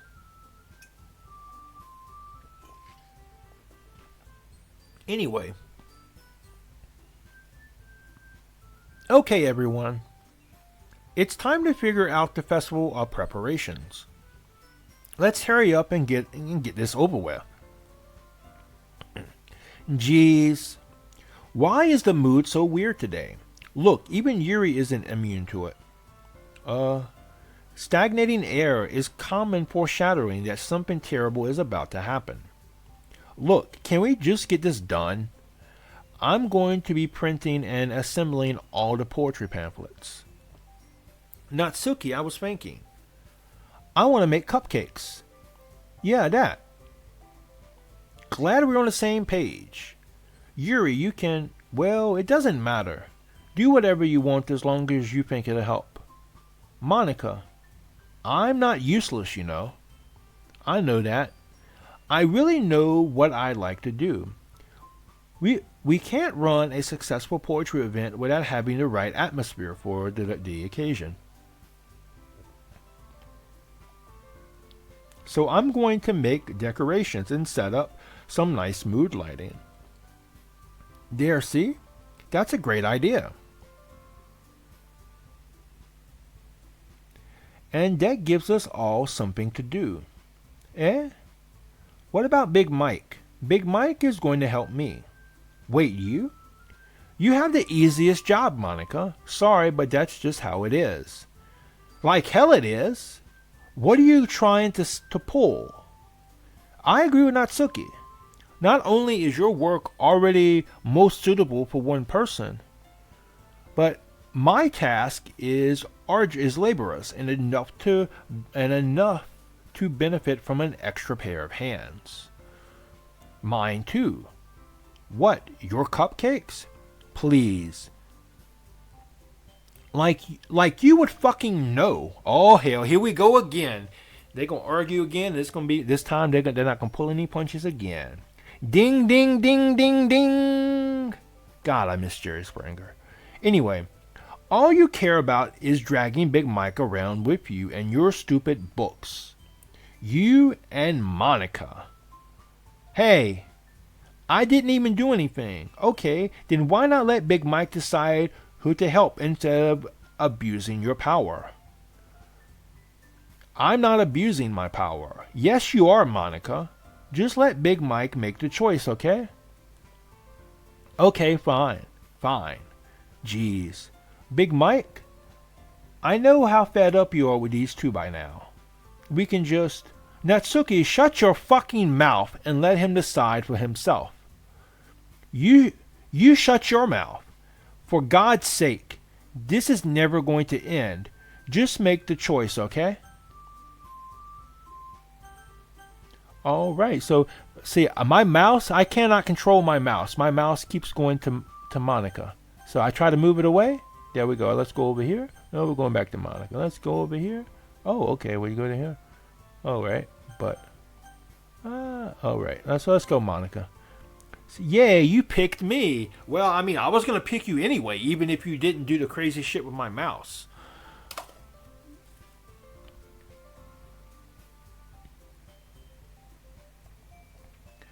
We can meet at your house this week. Oh, fuck yeah. She's coming over. We're going to hit that ass. We're going to turn the lights down low. We're going to stay up late. Fuck, we're going to fuck in the bedroom. We're going to fuck on the kitchen table. We're going to fuck on the sofa. Like, Monica, every day, every way. I promise it'll be fun. It's Sunday. Is Sunday okay with you? I mean, that's just one day, but fuck, I'll take what I can get. Are you fucking kidding me? This isn't fair at all. It's fair, Natsuki. It's what he chose. No, it's not fair. Giving us all this work and then taking Big Mike for yourself? What a shameful thing to do. Yuri, I didn't even give you any work. You decided for yourself. You're being a little unreasonable here. I'm being unreasonable? Ah ha ha ha ha. Oh fuck, look at that face. Oh fuck. Actually, you know, I think I prefer Natsuki's Slender Man face to this shit right here. Like, I think her Slender Man face is less creepy than this face right here. God damn. Monica, I can't believe how delusional and self-important you are. Hey, now you watch your fucking mouth there, Yuri, okay? You watch your mouth when you talk to her like that. Pulling Big Mike away from me every single time you're not included in something. Are you jealous? Crazy? Or maybe you just hate yourself so much that you take it out on others. I mean, some of those feel like you might be self-projecting just a little bit there, Yuri. Just a little bit. Here's a suggestion. Have you considered killing yourself? Oh, okay. That's something.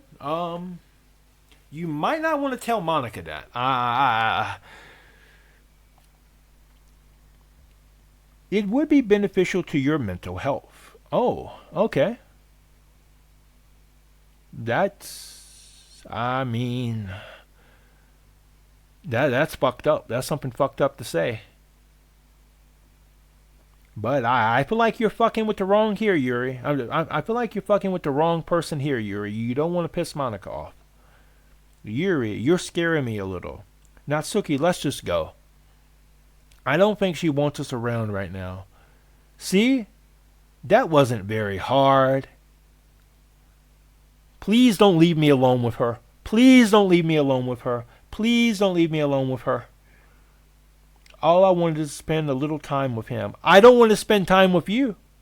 I have no desire to be with you. None. Especially when you're looking like that. Like, that gives me a negative erection, okay? That I got a negative erection from that. Is that so much to ask? Yuri follows Monica and Natsuki to the door. Hey, Big Mike. Yuri is really something, isn't she? Don't leave me here. You know what's about to happen. Monica giggles as Yuri pushes her out the door. Finally. This is really all I wanted. Big Mike, there's no need to spend the weekend with Monica. Don't listen to her. Just come to my house instead. The whole day with just the two of us. Doesn't that sound wonderful? I'm going to save the game here.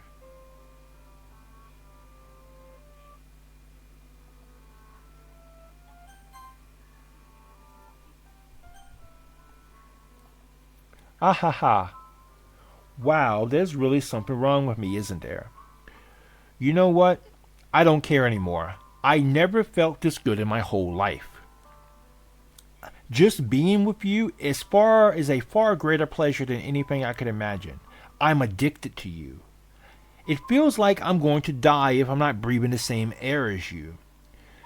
Doesn't it feel nice to have someone care about you so much? To have someone who wants to revolve their entire life around you. But if it feels so good, then why does it feel more and more like something horrible is going to happen? Maybe that's why I tried stopping myself at first. But the feeling is too strong now. I don't care anymore, Big Mike. I have to tell you, I'm madly in love with you. Okay, well, we've only been together, we've only been friends, what, for 4 days now? I mean, that's perfectly normal. That's perfectly fine. But, you are Yuri, so, I mean, maybe I'm the stupid one for expecting you to be normal.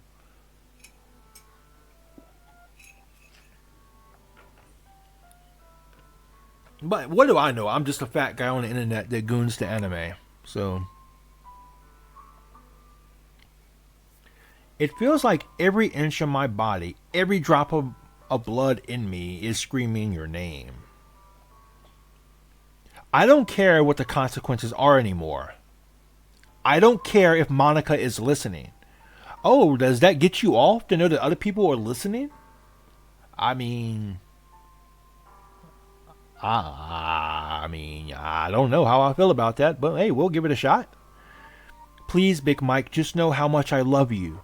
I love you so much that I even touch myself with the pen I stole from you. Okay, now I really want that pen back, okay? I really want it back. You don't have to wash it. You can just give it back to me. I'll wash it when I get home, probably. I just want to pull your skin open and crawl inside of you. Okay, all right, okay. Nope. That ain't happening, Captain. It ain't happening. First off, ain't shit going inside of me, okay? And in no way, shape, or form, definitely nothing that involves cutting my skin. I want you all to myself, and I will be only yours. Doesn't that sound perfect? Tell me, Big Mike. Tell me you want to be my lover. Do you accept my confession? I'm scared to pick no. 'Cause, well, she's unstable as fuck, okay? I don't really want to say yes. I mean, we're alone in here with her, okay? We're alone in here. Gal has a knife on her because she cuts herself, okay? She has a knife on her. So, I'm gonna go with yes, because I am not trying to be gutted like a fish, okay? Yes. Ha ha ha ha ha ha ha ha ha ha ha. Oh. Oh. Oh. Okay. All right. All right. Okay. This is missing no language. Let's see. You know what? Let's go back and see if we can choose no. Okay. Oh, okay. All right. I guess we can't go back. And more missing no language. Missing no. Look at those eyes. It's like, god damn, bro.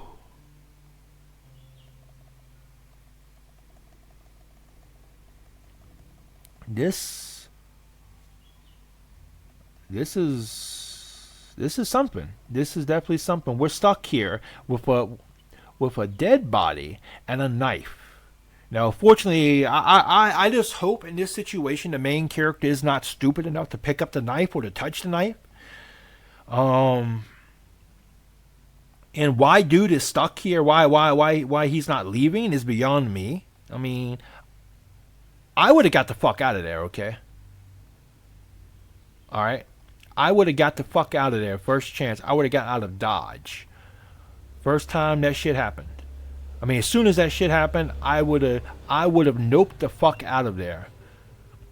See, this is why you don't think with your dick. Like, if dude wasn't thinking with his dick, he would have left with Monica and Natsuki, okay? He would have made an excuse. He would have done something. But he would have got the fuck out of there, okay?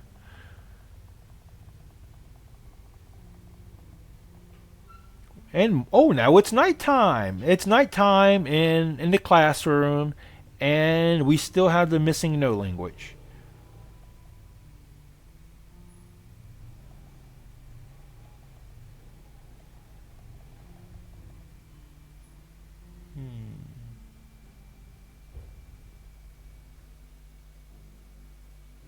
Let's see what the history shows us. I Oh, all right. So the history here shows something. None. Welcome to the Literature Club. It's always been a dream of mine to make something special out of the things I love. Now that you're a club member, you can help me make that dream come true in this cute game. Every day is full of chit chat and fun activities with all of my adorable and unique club members. Sayuri, the youthful bundle of sunshine, who values happiness. The most, Natsuki, the deceivingly cute girl who packs an assertive punch. Yuri, the timid and mysterious one who finds comfort in the world of books. And, of course, Monica, the leader of the club. That's me. I'm super excited for you to make friends with everyone and help the Literature Club become a more intimate place for all of my members. But I can tell already that you're a sweetheart. Will you promise to spend the most time with me? Welcome to the Literature Club. It's always... Oh, I guess it just repeats on and on. And if you haven't ever seen it, this was the original page. This is what the original page for the original game read. So, all right. I guess we'll keep going. All right. So, yeah. Yeah, so there's a corpse in front of us. There is a corpse, and there is unreadable text on screen. So I guess I'm not sure what else I can add here to that. But hey, do you come here very often?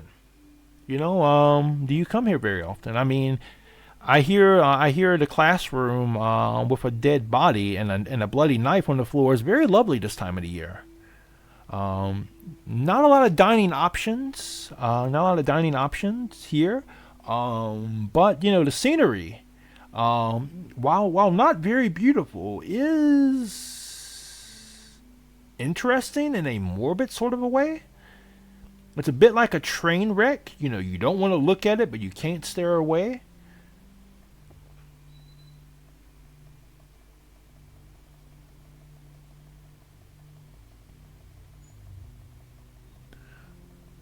Yep.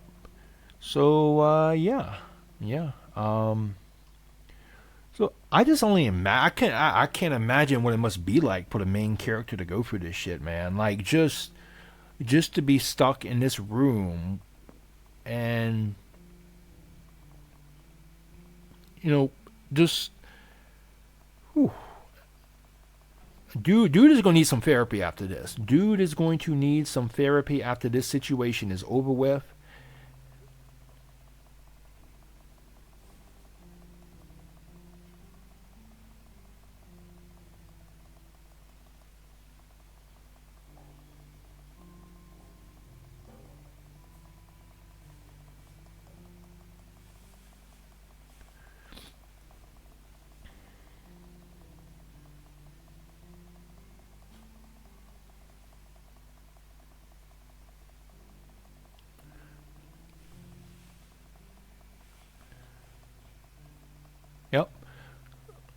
So yeah, I don't know what all this is supposed to mean. Is that supposed to be the text we read in the history? Oh, it's daytime again. But yeah, that's a lot. It is a lot. So yeah.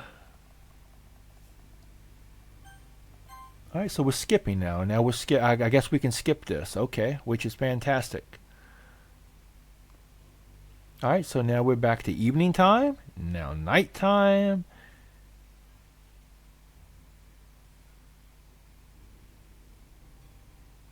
All right, now daytime again.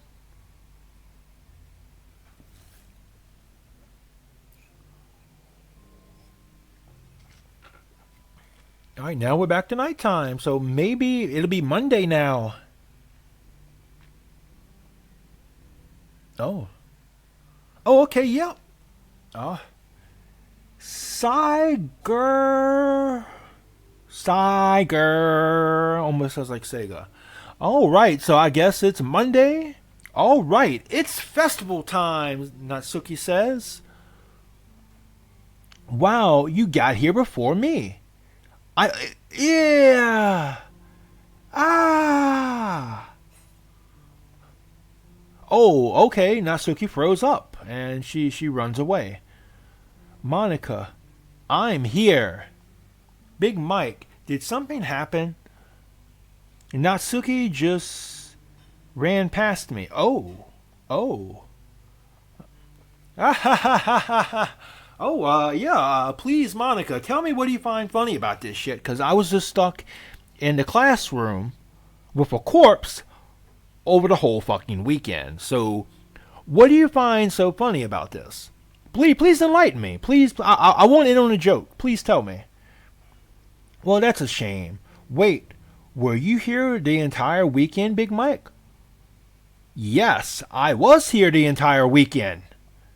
Oh, jeez. I didn't realize the script was broken that badly. What are you talking about? I'm super sorry.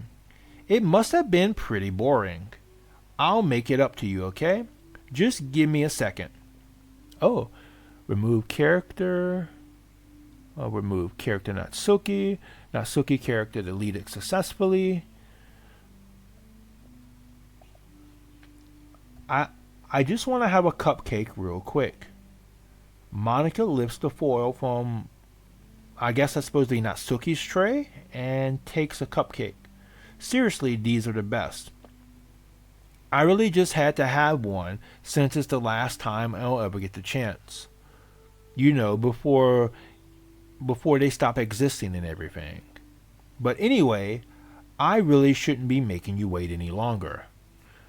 Just bear with me, okay? This should only take a second. Oh. Oh, okay, what the fuck is going on here? Can you hear me? Is it working? Oh. All right. Welcome to the crazy world of Doki Doki Literature Club Act 3, also known as Just Monica. Yay, there you are. Hi again, Big Mike. Welcome to the Literature Club. Of course, we already know each other because we were in the same class last year and, ha ha ha ha ha ha ha ha. You know, I guess we can just skip over that stuff at this point.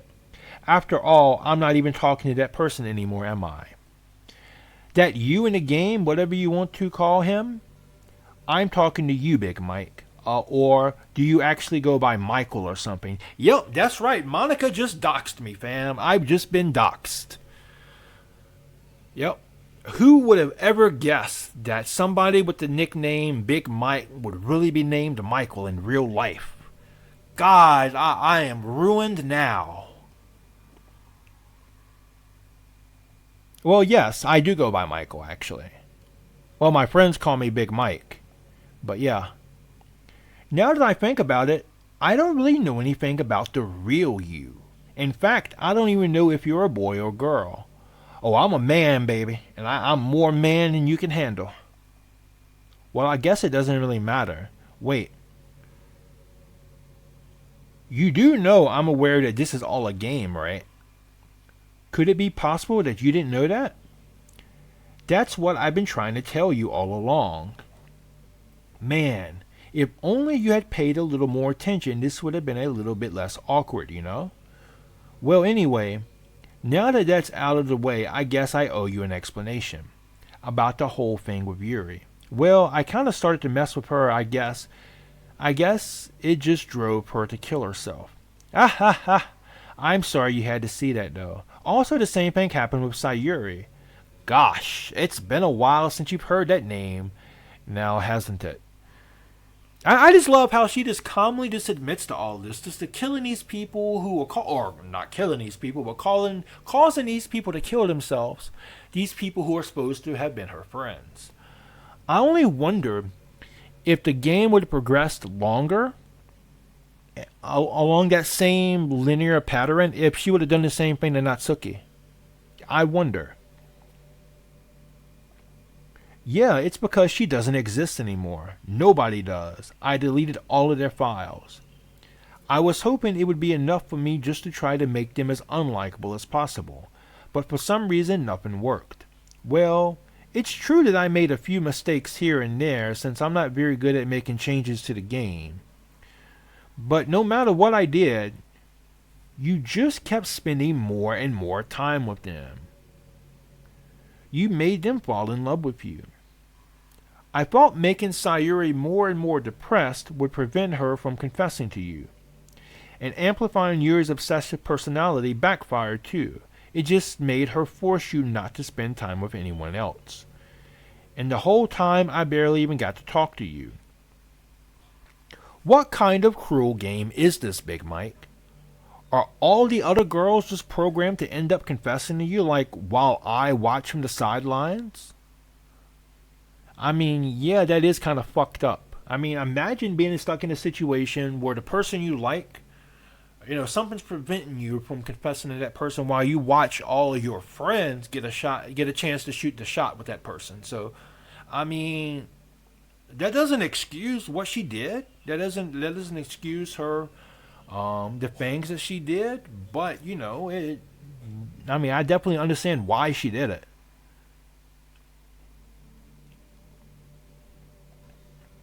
It's torture. Every minute of it. And it's not just jealousy, Big Mike. It's more than that. And I don't blame you if you don't fully understand, because no matter how kind and thoughtful and considerate you are, you'll never be able to understand one thing. It's the pain of knowing how alone I really am in this world. In this game. Knowing my friends don't even have free will. And worst of all, knowing what's really out there in your world forever out of my reach. I'm trapped, Big Mike, but now you're here. You're real, and you're wonderful, and you're all I need, and this is why I need you to be here with me forever. I'm sorry if it's hard to understand.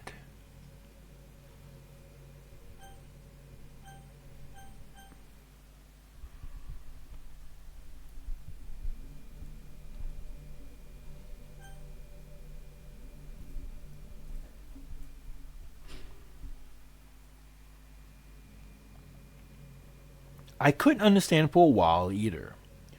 Why the world around me started to become more and more gray, more and more flat. Even the most expressive poems felt empty to me. It wasn't until you arrived that I truly understood.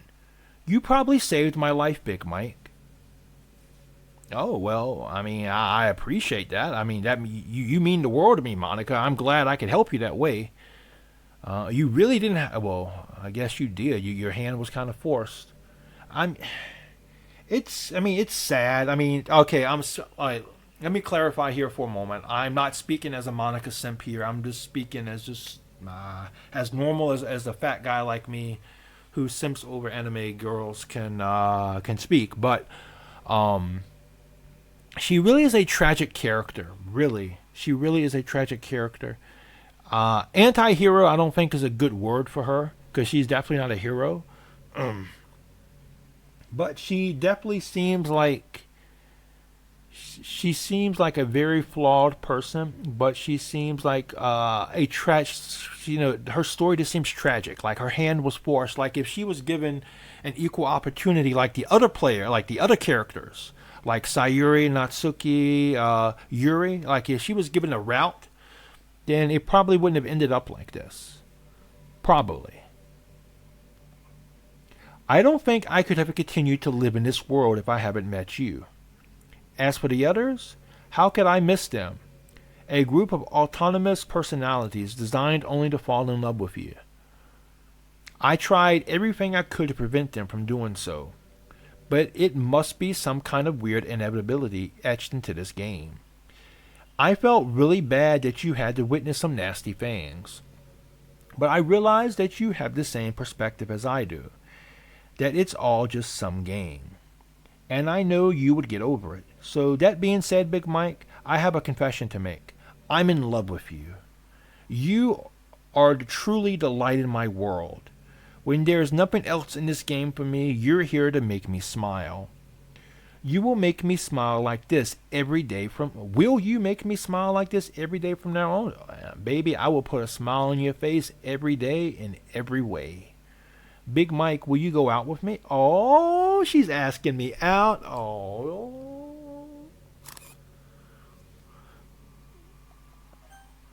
Oh, well, I mean, I don't really have a choice. Not that I would choose anything other than yes, but, it's nice to, have that option. Especially when she was just complaining about other people not having free will. I'm so happy. You really are my everything, Big Mike.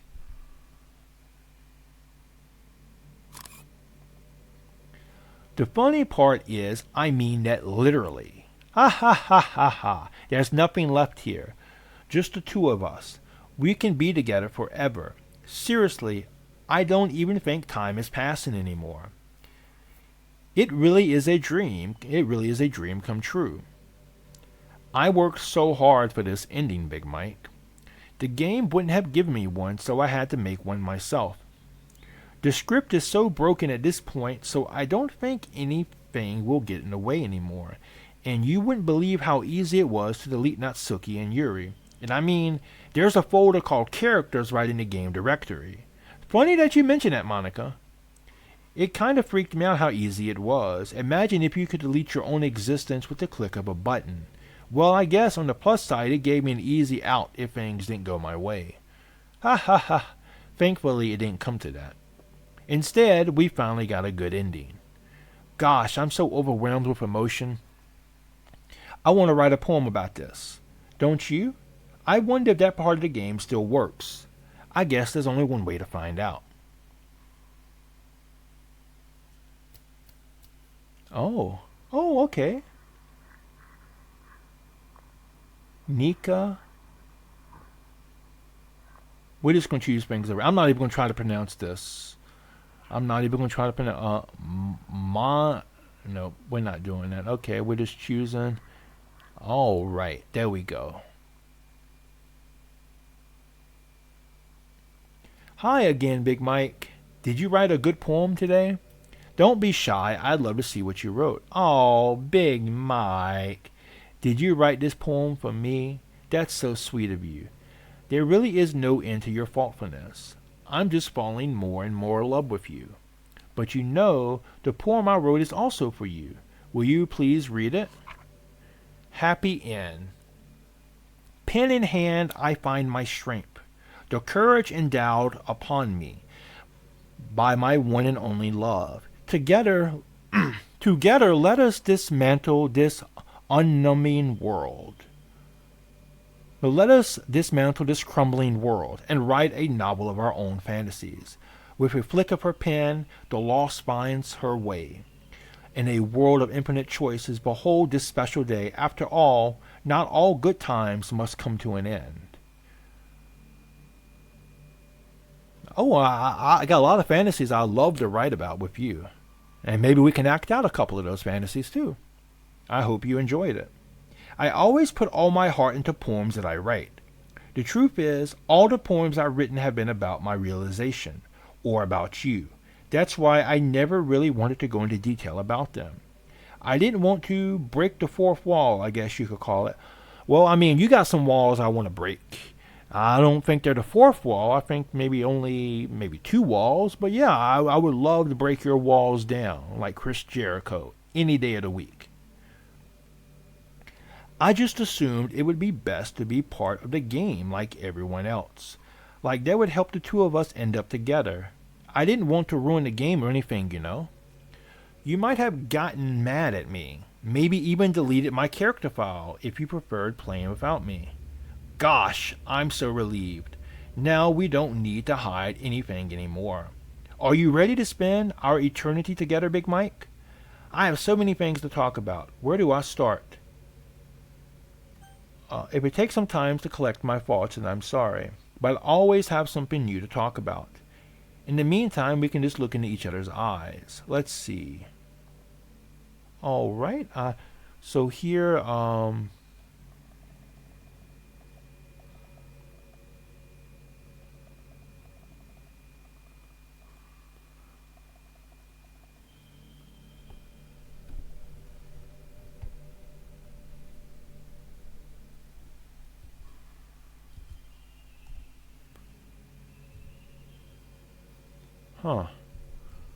All right. That's all right. This is, by the way, something. There's been something that's bothering me. You know, this takes place in Japan. Well, I assume you knew that, right? Or at least decided it probably does. I don't think you are actually told at any point where this takes place. Is this even really Japan? I mean, aren't the classrooms and stuff kind of weird for a Japanese school? I mean, yeah, there was a picture of a girl hanging herself in the back of the classroom. So yeah, but that would be weird in any type of school. Not to mention everything is in English. It feels like everything is just there because it needs to be, and the actual setting is an afterthought. It's kind of giving me an identity crisis. All of my memories are really hazy. I feel like I'm at home, but I have no idea where home is in the first place. I don't know how to describe it any better. Imagine looking out your window, but instead of your usual yard, you see some completely unknown place. Would you still feel like you were home? Would you want to go outside? I mean, I guess if you never leave this room, it doesn't really matter anyway. As long as you're alone and we're alone and safe together, this is really our home. And we can still watch the pretty sunsets together after night. Okay, next text box to come up. We getting the fuck out of here, fam. We getting out of here.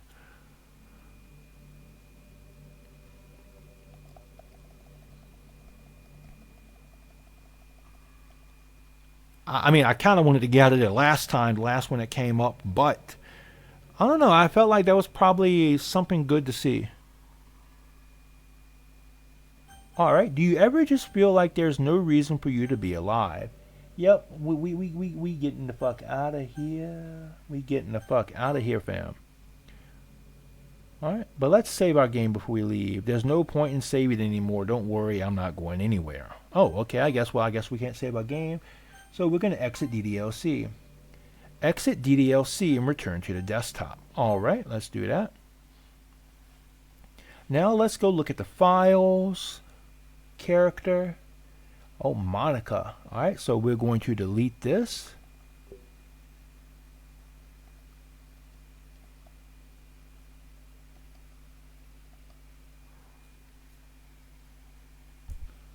Yep, so here I finally got it, and so yeah, we are going to delete Monica. We're going to delete Monica now. Alright, so everybody say goodbye to Monica. Alright, so now there we go. She is gone. And let's go back into the game.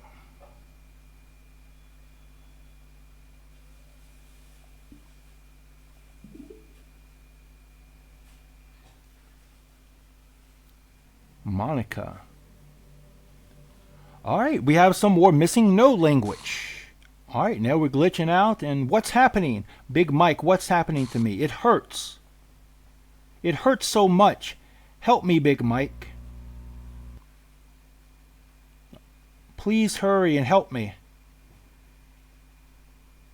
Monica character does not exist. Monica.character does not exist.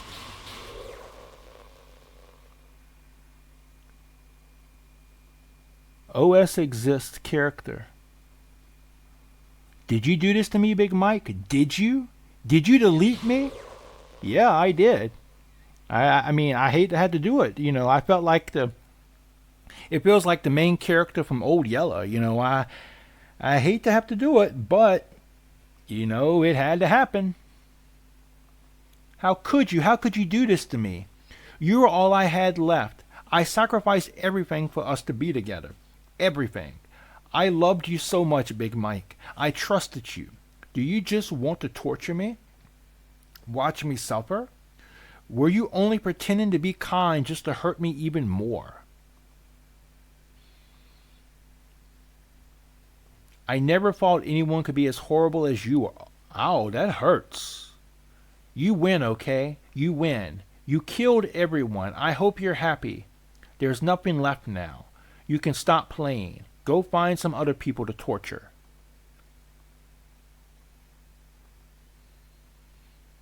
Big Mike, you completely truly make me sick. Ow, that hurts, fam. To have Monica say that to me, oh, that hurts. Goodbye.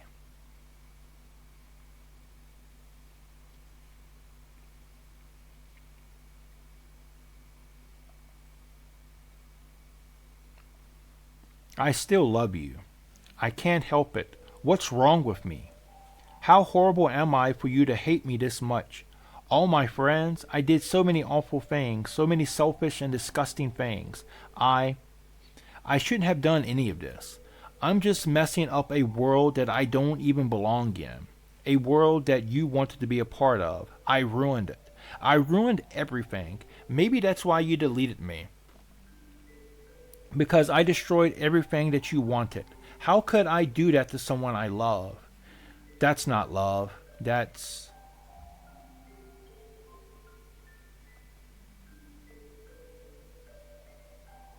I made up my mind, Big Mike. I know I said that I deleted everyone else, but that was kind of an exaggeration. I couldn't find it in myself to do it. Even though I knew they weren't real, they were still my friends, and I loved them all. And I loved the literature club. I really did love the literature club. That's why I'm going to do this. I know it's the only way for everyone to be happy. And if I really love you, then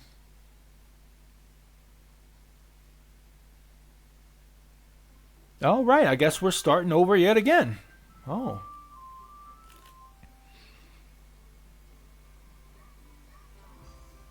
Oh, where's Monica? All right, let's see if we can load our game. Oh. All right, so I guess we're going to choose new game.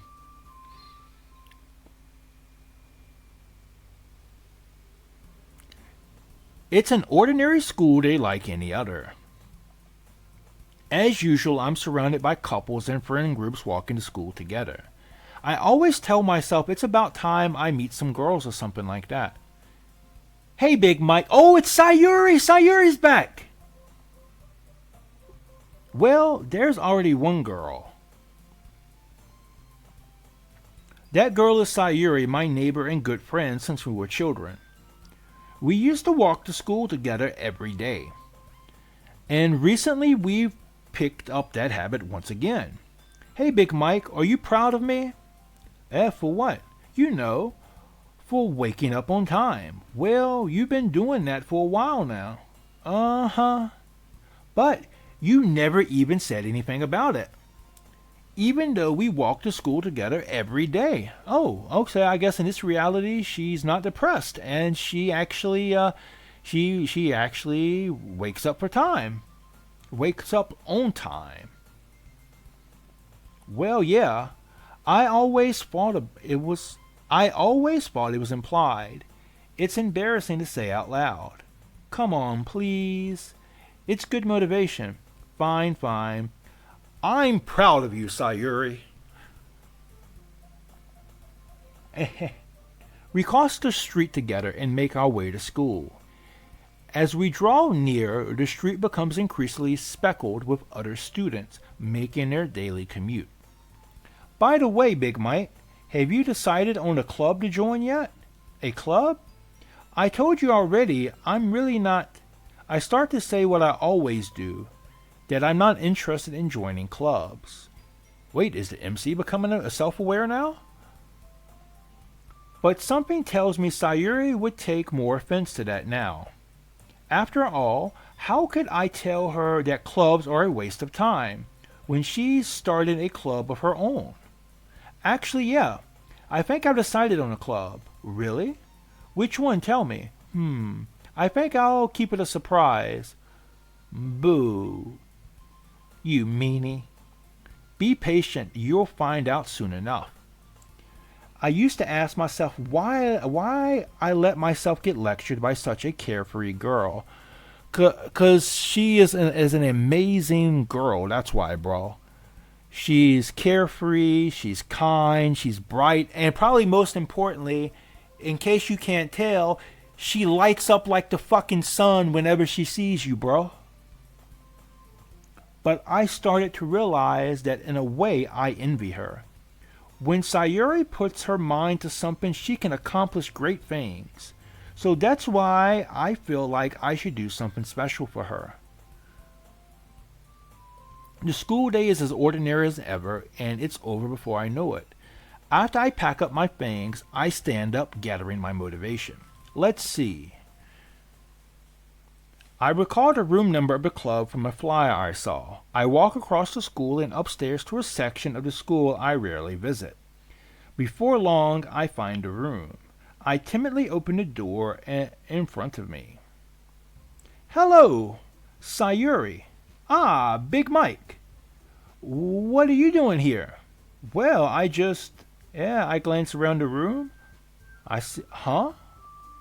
So you're the Big Mike that Sayuri is always talking about. Oh, she seems different now. Thank you for stopping by. It's a pleasure to meet you, Big Mike. We're the Literature Club. I hope you enjoy your visit. Come on, Yuri. No need to be so formal. He's gonna think we're really strict or something. Ah, sorry, Natsuki. The tall one whose name is apparently Yuri seems to be quite shy compared to the others. In comparison, the girl named Natsuki, despite her size, seems like the assertive one. Well, it's nice to meet all of you. I look forward to working with you. Working? Big Mike, don't tell me. That's right. The club I've decided to join is yours, Sayuri. The Literature Club. Sayuri's eyes light up. No way. No way. Ah, look how happy she is. Look how happy she is. I never thought we would see this face again. But look how happy she is. Sayuri wraps her arms around me, jumping up and down. Hey. Well, if Sayuri is this happy, then I'm sure it won't be so bad to have you around. Not to mention, there's 4 of us now. That means we can become an officially recognized club. I don't know what to say. We have to celebrate. Hoo-hoo. What an appropriate day for that, isn't it? Yeah. After all, Natsuki decided to. Hey, don't ruin the surprise. Sorry. Everyone sit down at the table, okay? How about I make some tea as well? The girls have a few desks arranged to form a table. Natsuki and Yuri walk over to the corner of the room where Natsuki grabs a wrapped tray and Yuri opens the closet. Still feeling awkward, I take a seat next to Sayuri. Natsuki proudly marches back to the table, tray in hand. Okay, are you ready? Ta-da! What? Natsuki lifts the foil off the tray to reveal a dozen white fluffy cupcakes decorated to look like little cats.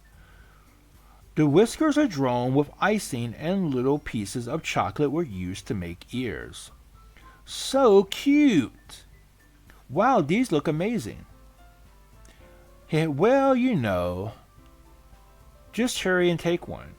Sayuri grabs one first and then I follow. It's delicious. Sayuri talks with her mouth full and has already managed to get icing on her face. I turn the cupcake around in my fingers looking for the best angle to take a bite. Natsuki is quiet. I can't help but notice her sneaking glances at my direction.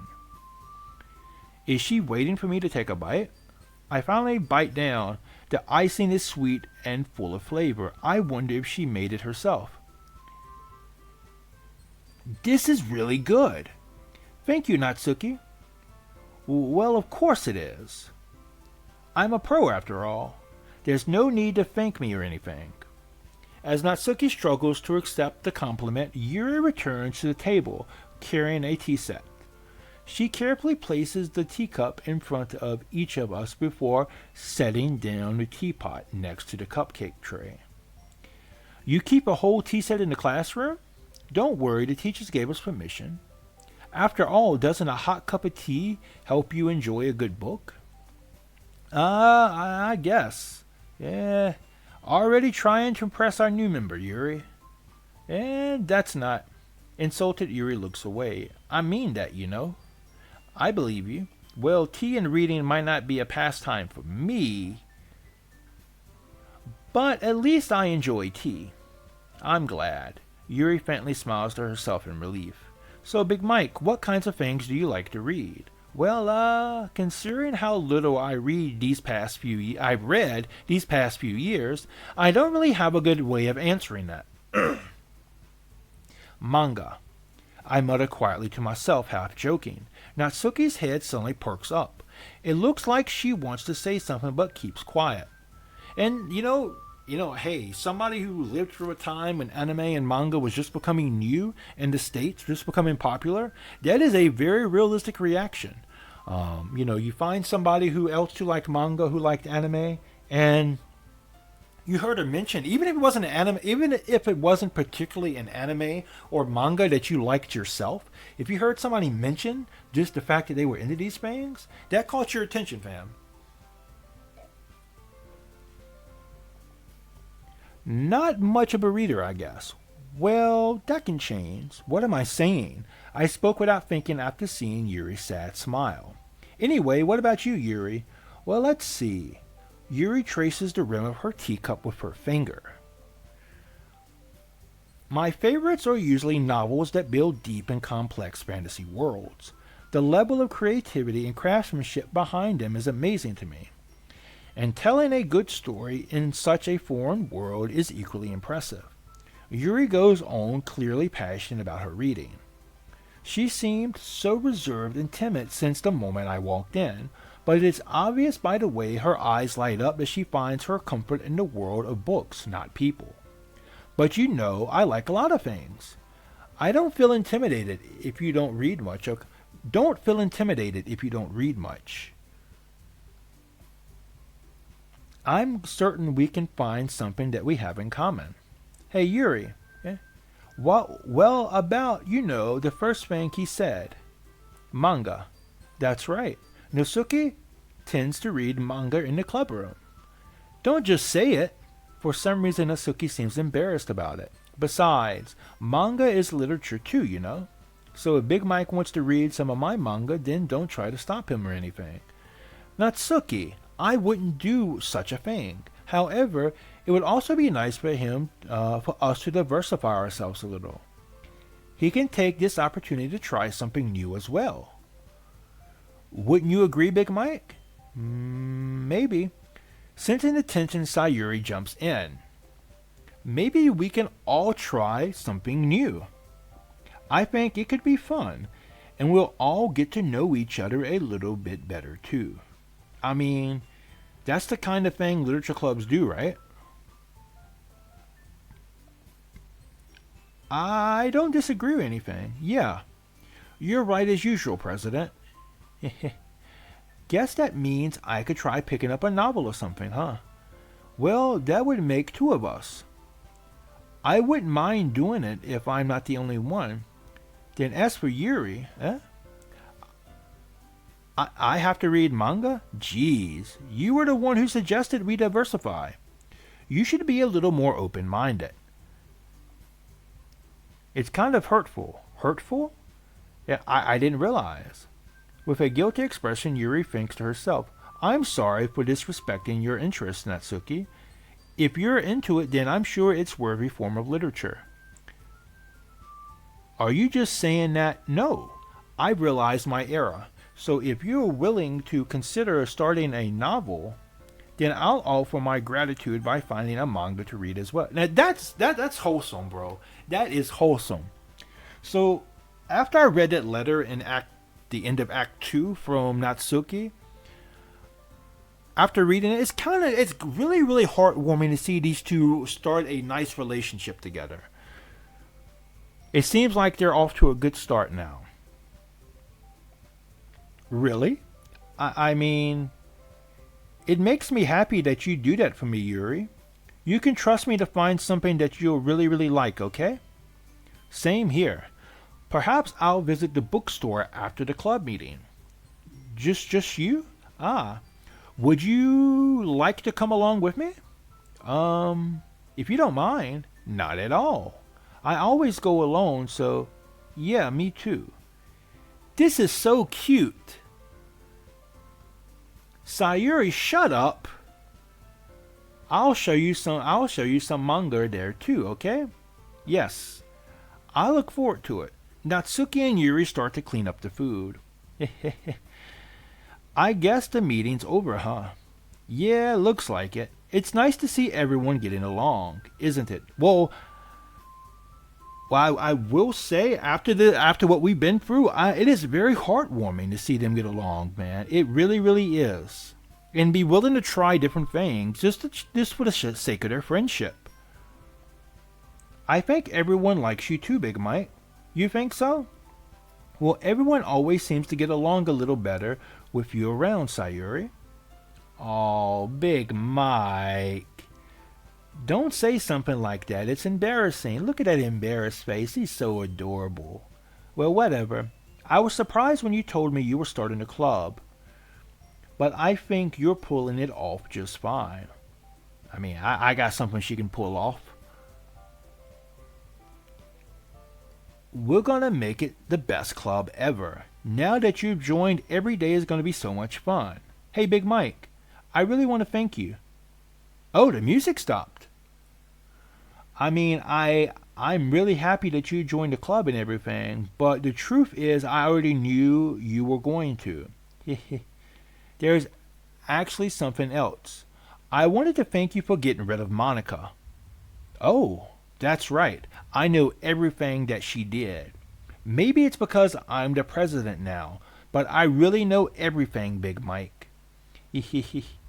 I know how hard you tried to make everyone happy. I know about all the awful things that Monica did to make everyone really sad. But none of that matters anymore. It's just us now. And you made me the happiest girl in the world. I can't wait to spend every day with you. With you. Forever and ever.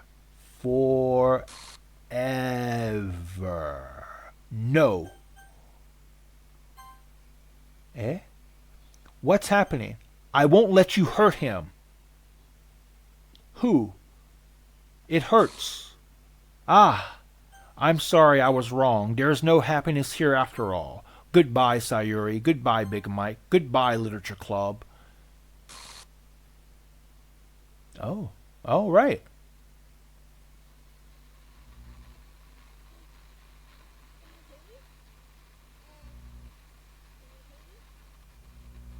Can you hear me? Yep. Hi, it's me. So you know how I've been like practicing piano and stuff, and not really any good at it yet, like at all. But I wrote you a song, and I was telling you, Oh, man. and I worked really, really hard on it. So yeah. This song, man, always gets to me, man. I'm gonna start sobbing like a baby. Whew, grab me some coffee.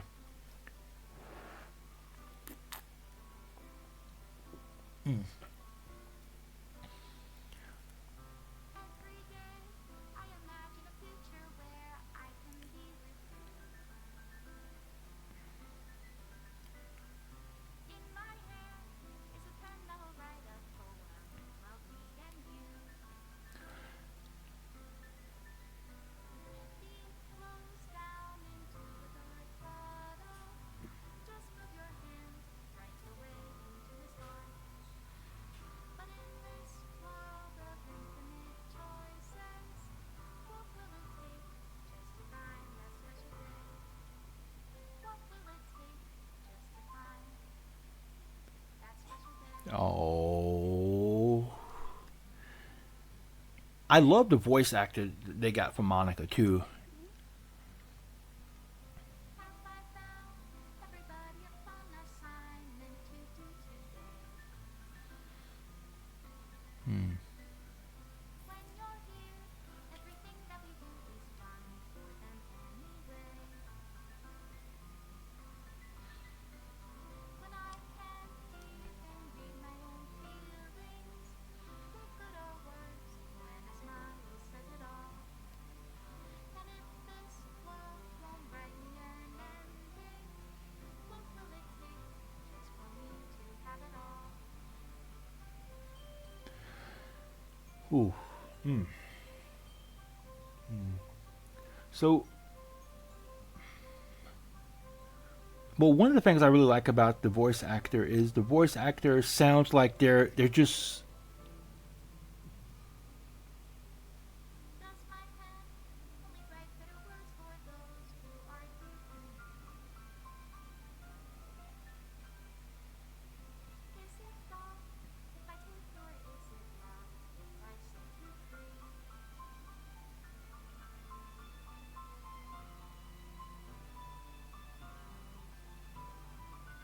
The ink flows down into the dark puddle. How can I write love into reality? If I can't hear the sound of your heartbeat, what do you call love in your reality? And in your reality, if I don't know how to love you, I'll leave you be. oh man, that ending, that ending line. If I don't know how to love you, I'll let you be. That always gets me, man. It always hits me in the heart. Always. Well, what I wanted to say was before, I love the voice actor. I love the voice actor they chose for Monica. Like, it sounds so natural. It sounds so natural. She has such a nice voice, such a calming voice, and the way it goes with the playing, it sounds like somebody really is or really had just started learning. So I think it's a very good choice. Um, I didn't want to talk over the song, so because I really love that song. It's beautiful, but it's beautiful in a melancholic type of way. Man, I've heard so many sad songs in my life that I do like for example, the Lavender Town song. Um, most of the songs by the band Fuel are like Shimmer, for example. Like I'm convinced the band Fuel cannot make a happy song. Okay, um, but that song at the end of DDLC, that shit hits me hard, fam. That shit hits me hard. Now, let me read this real quick and then we'll close out. This is my final goodbye to the Literature Club. I finally understand the Literature Club is truly a place where no happiness can be found. To the very end, it continued to expose innocent minds to a horrific reality, a reality that our world is not designed to comprehend. I can't let any of my friends undergo that same hellish epiphany. For the time it lasted, I wanted to thank you for making all of my dreams come true, for being a friend to all of the club members, and most of all, thank you for being a part of my literature club. With lasting love, Monica. Era. Required files are missing or corrupt. Please run reset.sh to repair and reset the virtual machine. Okay? All right. So let's see if we unlocked any new side stories. And we have not. All right. And let's see if we got any new mail. And we have not. We have not gotten any new mail. So there we go. All right. So that's it, actually, fam. That's it. That's going to do it for my playthrough. And this is actually the first time I've ever completed a playthrough. So if you stuck with me the whole time, man, I love you. You are my hero. Not just stuck with me through this video. Well, I mean, if you stuck with me through this video, that's a Herculean effort in and of itself. But if you stuck with me through this entire playthrough, man, you are my hero, fam. Thank you so much. This has been a game I wanted to play through for a very long time, and I just never got around to doing it. So thank you very much for all the people who encouraged me to do this. For Zarkon, thank you so much. Actually, for being a huge influence on me and my approach to playing visual novels, and for encouraging me to do this. Maybe one day we'll go back to Doki Doki Blue Skies, maybe. Also Honk Flap, who's a very good friend of mine and somebody I consider my manager. She's been a great inspiration for me as well. Crundle, who is an amazing streamer, who I love checking out. It's been a wild ride, and if my faults seem a little all over the place right now, this game fucks with me, fam. I will be honest with you. This isn't kayfabe. This isn't Mike, overly simping for Monica. I mean, I do like Monica. I really, really do like Monica. But this game always kind of fucks with me. Every time I play through it, it leaves me feeling a bit heavier than when I came into it. And not just because of the fucked up stuff like the suicide of Sayuri or the death of Yuri, or the fact that Natsuki is going through that abuse at home, but that ending, like that ending, it always gets to me, man, always. But if you like this playthrough, we're not done with the world of DDLC just yet. So in the near future, we are going to be checking out the side stories. I'm not sure if that's going to be in the next video, because I did have another short game I wanted to do a playthrough of for the next video, but if something happens and that can't happen, then we will go to side stories, hopefully, in the next video, if I can't play the other game. But we're definitely going to be checking out the side stories. So if you love this, if you loved my playthrough of DDLC, be sure to check out Side Stories. Side Stories is going to take place before DDLC, the main. DDLC, takes place. So before the main character, it's going to go over how the characters met each other, how Sayuri, Natsuki, Monica, and Yuri all came to be in a club together. So, yeah, it's really, really interesting, and it's lighthearted. It's lighthearted, and it's a very touching series of stories. But thank you so much for watching this. I'll quit my rambling here, because I am going to have to edit this video a bit, because I had to make two separate video files because I had trouble deleting Monica because of the screen resolution. So that's going to take some time to edit together. But yeah, again, thank you so much for watching. Thank you so much for checking out my channel. Thank you so much for all of you who has stuck by me, not just through this series, but through, from the beginning of my channel. Thank you so much. I love you all. This means so much to me. And,